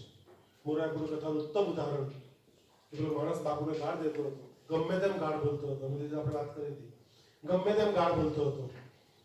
તો પેલા બાપુના જે પેલા માણસો હતા તે પકડી લઈ કે બાપુ આ દાંડીની કથા વખતની જ વાત છે, એ દાંડીમાં કથાથી 2-4 વર્ષ પહેલા બાપુ તો કે બાપુ તમને ગમે તેમ ગાળો બોલે છે. બાપુ પેલા એના માણસોને જે છોડ દે ને, એ ગાળ નથી બોલતો, પોતાનો પરિચય આપે છે. અને મા બાપ કોણ છે, કયા સમાજમાંથી આવે છે, કઈ સંસ્કૃતિમાંથી આવે છે, ક્યાંથી બિલોંગ કરે છે, એનો પરિચય છે. મિત્રો, આપણે જે બોલીએ છીએ ને એ આપણો પરિચય છે. અને મેં એક શબ્દ વચ્ચે કહી દીધું કે 100 ટાઈમ વિચારીને પછી બોલું, કારણ કે શબ્દ એ બ્રહ્મ છે. રોન્ડાબર્ગના પુસ્તક વાંચજો, એ બધા પુસ્તકો છે. લો ઓફ એટ્રેક્શન, આકર્ષણનો નિયમ. એટલે મલ્ટી રીતે હું તમને છેલ્લી એક વાત કરીને પૂરું કરું તો, કે મનની શક્તિ મેક્સિમમ તમે ડેવલપ કરી શકો છો. એનું ઉત્તમ ઉદાહરણ તમારી સામે છેલ્લા 1.5-2 કલાકથી બોલી રહ્યો છું. મારી પાસે કશું જ નથી, એક પણ પુસ્તક, એક પણ પાનું કે કશું જ નથી. તો હજી પણ તમે 1-2 કલાક તમે આરામથી કહી શકો, કોઈ બી વિષય ઉપર બોલી શકો છો. તો મનની શક્તિ ઉપર કેવું, વિચાર ઉપર કેવું, વિઝ્યુલાઇઝેશન ઉપર કેવું, આરામથી બોલી શકો છો. કારણ ઇનપુટ ઇઝ આઉટપુટ. જેટલું આપણે ઇનપુટ કરીશું મેક્સિમમ આઉટપુટ થશે. ઘણાને કદાચ મનમાં પ્રશ્ન થયો કે સર, મનની શક્તિ ડેવલપ કરવા માટે કરવું શું? તો 2-4 તમને ક્લુ આપી દઉં. જો ખબર હોય તો પહેલા ઇનપુટ છે, નહીં ખબર તો 2-4 ક્લુ આપી દઉં. પહેલો clue, go to meditation twice a day. દિવસમાં 2 વખત મેડિટેશન કરો. અને મેડિટેશન ઉપર એવા રિસર્ચ થયા છે, તમે યુટ્યુબ પર ને ગૂગલ બાબાને કહેશો, તમને લાઈન મૂકી દેશે કે એક સોસાયટીમાં એક માણસ મેડિટેશન કરતો હોય તો આખી સોસાયટીમાં વાઇબ્રેશન જાય છે, આખી સોસાયટી સુધરી છે. આ સત્ય છે. બીજું, ગાયત્રી મંત્ર. ગૂગલ બાબાને એવી તમે કહેશો કે ગાયત્રી મંત્ર 108 વખત અથવા મેક્સિમમ ટાઈમ બોલવાથી શું થાય છે. ઝી ટીવી પર ન્યૂઝમાં બી આવી ગયું છે, તમે જોયું હશો. મંત્રમાં સર્વશ્રેષ્ઠ મંત્ર ગાયત્રી. ત્રીજું, કન્સન્ટ્રેશન. કોઈ બી એક બિંદુ ઉપર, મૂર્તિ ઉપર, દીવાની જ્યોત ઉપર, કારણ કે તમે ઘીનો દીવો કરો ને, દેશી ઘીનો, ગાયના ઘીનો દીવો કરો ને, તો એમાંથી આપણને ઓક્સિજન મળે છે. તો એ ગાયના ઘીના દીવાની ટોચ ઉપર તમે, કેટલાક લોકો મીણબત્તી ઉપર કરવા છે, ત્રાટક કહે છે આ લોકો. હું ત્રાટક કરતા જરા આગળ જઈને વાત કરું છું કે તમે દીવાની જ્યોત ઉપર ધ્યાન કેન્દ્રિત કરો. સરળ માત્ર આટલો બંગાળો નહીં વાગો છો. 3 ફૂટનું ડિસ્ટન્સ હોવું જોઈએ, બધા ડિસ્ટન્સ નહીં હોવું જોઈએ. મૂર્તિ ઉપર ધ્યાન કેન્દ્રિત કરો. કોઈ મમ્મી જે ચાંદલો લગાવે તેની ઉપર તમે ધ્યાન દો. મમ્મીનો ચાંદલો કામ લગાવે? મમ્મી ચાંદલો કામ લગાવે? બધા જાણો પપ્પાનું પ્રતીક. બિચારા પપ્પા બાથરૂમ ટાઇલ્સ પર લટકતા હોય, પેલા કાચ ઉપર લટકતા હોય. પણ કોઈ પણ એક જગ્યાએ ધ્યાન કેન્દ્રિત કરો. હું ઘણી વખત પ્રયત્ન કરું છું. લગભગ મારું 53 મિનિટ સુધી આંખનો પલકારો માર્યા વગર ધ્યાન કેન્દ્રિત કરું છું. આનાથી શક્તિ પ્રાપ્ત થાય, અનબિલીવેબલ. તમે બધા કલ્પના પણ નહીં કરો એટલી શક્તિ પ્રાપ્ત થાય છે. શરૂઆતમાં કદાચ આંખનો પલકારો વાગી જાય, ડોન્ટ વરી અબાઉટ ઇટ. પણ તમે રોજ પ્રેક્ટિસ કરો, સારા પુસ્તકોનું વાંચન કરો, સત્સંગ કરો. પણ મેડિટેશન ઇઝ અ બેસ્ટ. જેની આંખો બંધ કરશો, આપણે તો વિપશ્યના નજીક જ છે, બોરિયાદ ટોલ નાકા પાસે 10 દિવસ જવાની તૈયારી હતો. આંખો બંધ કરશો ને એટલે બહુ જ ખરાબમાં ખરાબ વિચારો પહેલા આવશે. એનું એક માત્ર કારણ છે Gigo, garbage in garbage out. કારણ કે આપણે મગજમાં એટલો મનમાં કચરો ભરેલો છે, પુષ્કળ કચરો છે, ખાલી બી નથી કરતા. સ્વામી સમર્થ રામદાસજીનું આપને ખબર હશે. સ્વામી સમર્થ રામદાસજી ભિક્ષા માંગવા ગયા પેલી સ્ત્રી પાસે, ભિક્ષાંત એ ગયું અને પેલી સ્ત્રીએ આપ્યું અમને જે કંઈ રોટલી શાક જે કંઈ આપવાનું, અને કે પ્રભુ ગુરુ ઉપદેશ આપો, તો કાલે આપીશ. બીજે દિવસે ગયા તો ભિક્ષાંત એ ગયું અને પેલું કમંડલ આગળ કર્યું અને પેલી સ્ત્રીએ આજે ઉપદેશ આપવાના છે એમ કરીને આજે સરસ મજાની કાજુ બદામ નાખીને ખીર બનાવી. ખીર જેવી વાટકો, ધ્યાનથી સાંભળજો, ખીર જેવી વાટકો આમ કરે છે, પેલા કમંડલ નાખવા પડે ત્યાં જ નજર જાય છે તો અંદર તો કૂણો કચરો ગોબર ભરેલું હતું. એટલે પેલી સ્ત્રીએ ખીર અંદર નહીં નાખી અને કેવું ગુરુવાર પેલા કૂણો કચરો ગોબર છે તો ખીર, સારી ખીર પણ ખરાબ, તો આમાં તમે નહીં આપું. પેલા ગુરુવાર કે તું નાખી દે. નહીં આપવાનું. લાવ પેલા મને આપું, માજી સજવારીશ, ચોખ્ખું કરીશ, પછી જ અંદર નાખીશ. એટલે ગુરુવરે સ્વામી સમર્થ રામદાસજી શિવાના ગુરુ હતા. એમણે ઉપદેશ આપ્યો પેલી સ્ત્રીને, માને, કે આજનો ઉપદેશ આ જ છે કે જ્યાં સુધી માણસ પોતાના મનમાં ભરેલો કૂડો કચરો અને ગોબર ખાલી નથી કરતો, સ્વચ્છ નથી કરતો, ત્યાં સુધી સારી વસ્તુ પણ અંદર જઈને ખરાબ થઈ જાય છે. એટલા માટે એક શબ્દ બહુ જ ફાઇન છે, શુદ્ધતા અને પવિત્રતા. સોચ, ખબર ને નિયમ આસનની અંદર આવે છે ને, 5 નિયમ આવે છે ને. પહેલું છે, પહેલો નિયમ સોચ, શુદ્ધતા. કઈ શુદ્ધતા? આંતરિક શુદ્ધતા અને બાહ્ય શુદ્ધતા. બાહ્ય શુદ્ધતા આપણે રોજ કરનાઈ લઈએ છીએ, પણ આંતરિક શુદ્ધતા મનને ક્યારે નવડાવ્યું રામ જાણે. રાઈટ? એટલે આંતરિક શુદ્ધતા પણ દરેક અધ્યાપકો માટે એટલી જ જરૂરી છે, કારણ કે આપણે જેટલા સ્વચ્છ અને પવિત્ર હઈશું એટલું સ્વચ્છ અને પવિત્ર આપણે આપી શકીશું. સો છેલ્લી એક વાત તેને પૂરું કરું તો મને બહુ ગમે છે, તે વાત તમને બહુ જ ગમશે કે મને બહુ ફેવરિટ મારું ઉદાહરણ છે, મને બહુ જ પ્રિય છે, એટલા માટે શેર કરું છું. કૃષ્ણએ સહદેવને પ્રશ્ન કર્યો કે આ વર્ષે વરસાદ પડશે કે દુષ્કાળ પડશે. સહદેવ ત્રિકાળ જ્ઞાની તો આપણે ખબર છે. સહદેવ વિચારમાં પડી ગયો, કારણ કે પ્રશ્ન પૂછનાર કોણ હતું? કૃષ્ણ હતા. અને તમે જાણો છો કૃષ્ણનો નટખટ.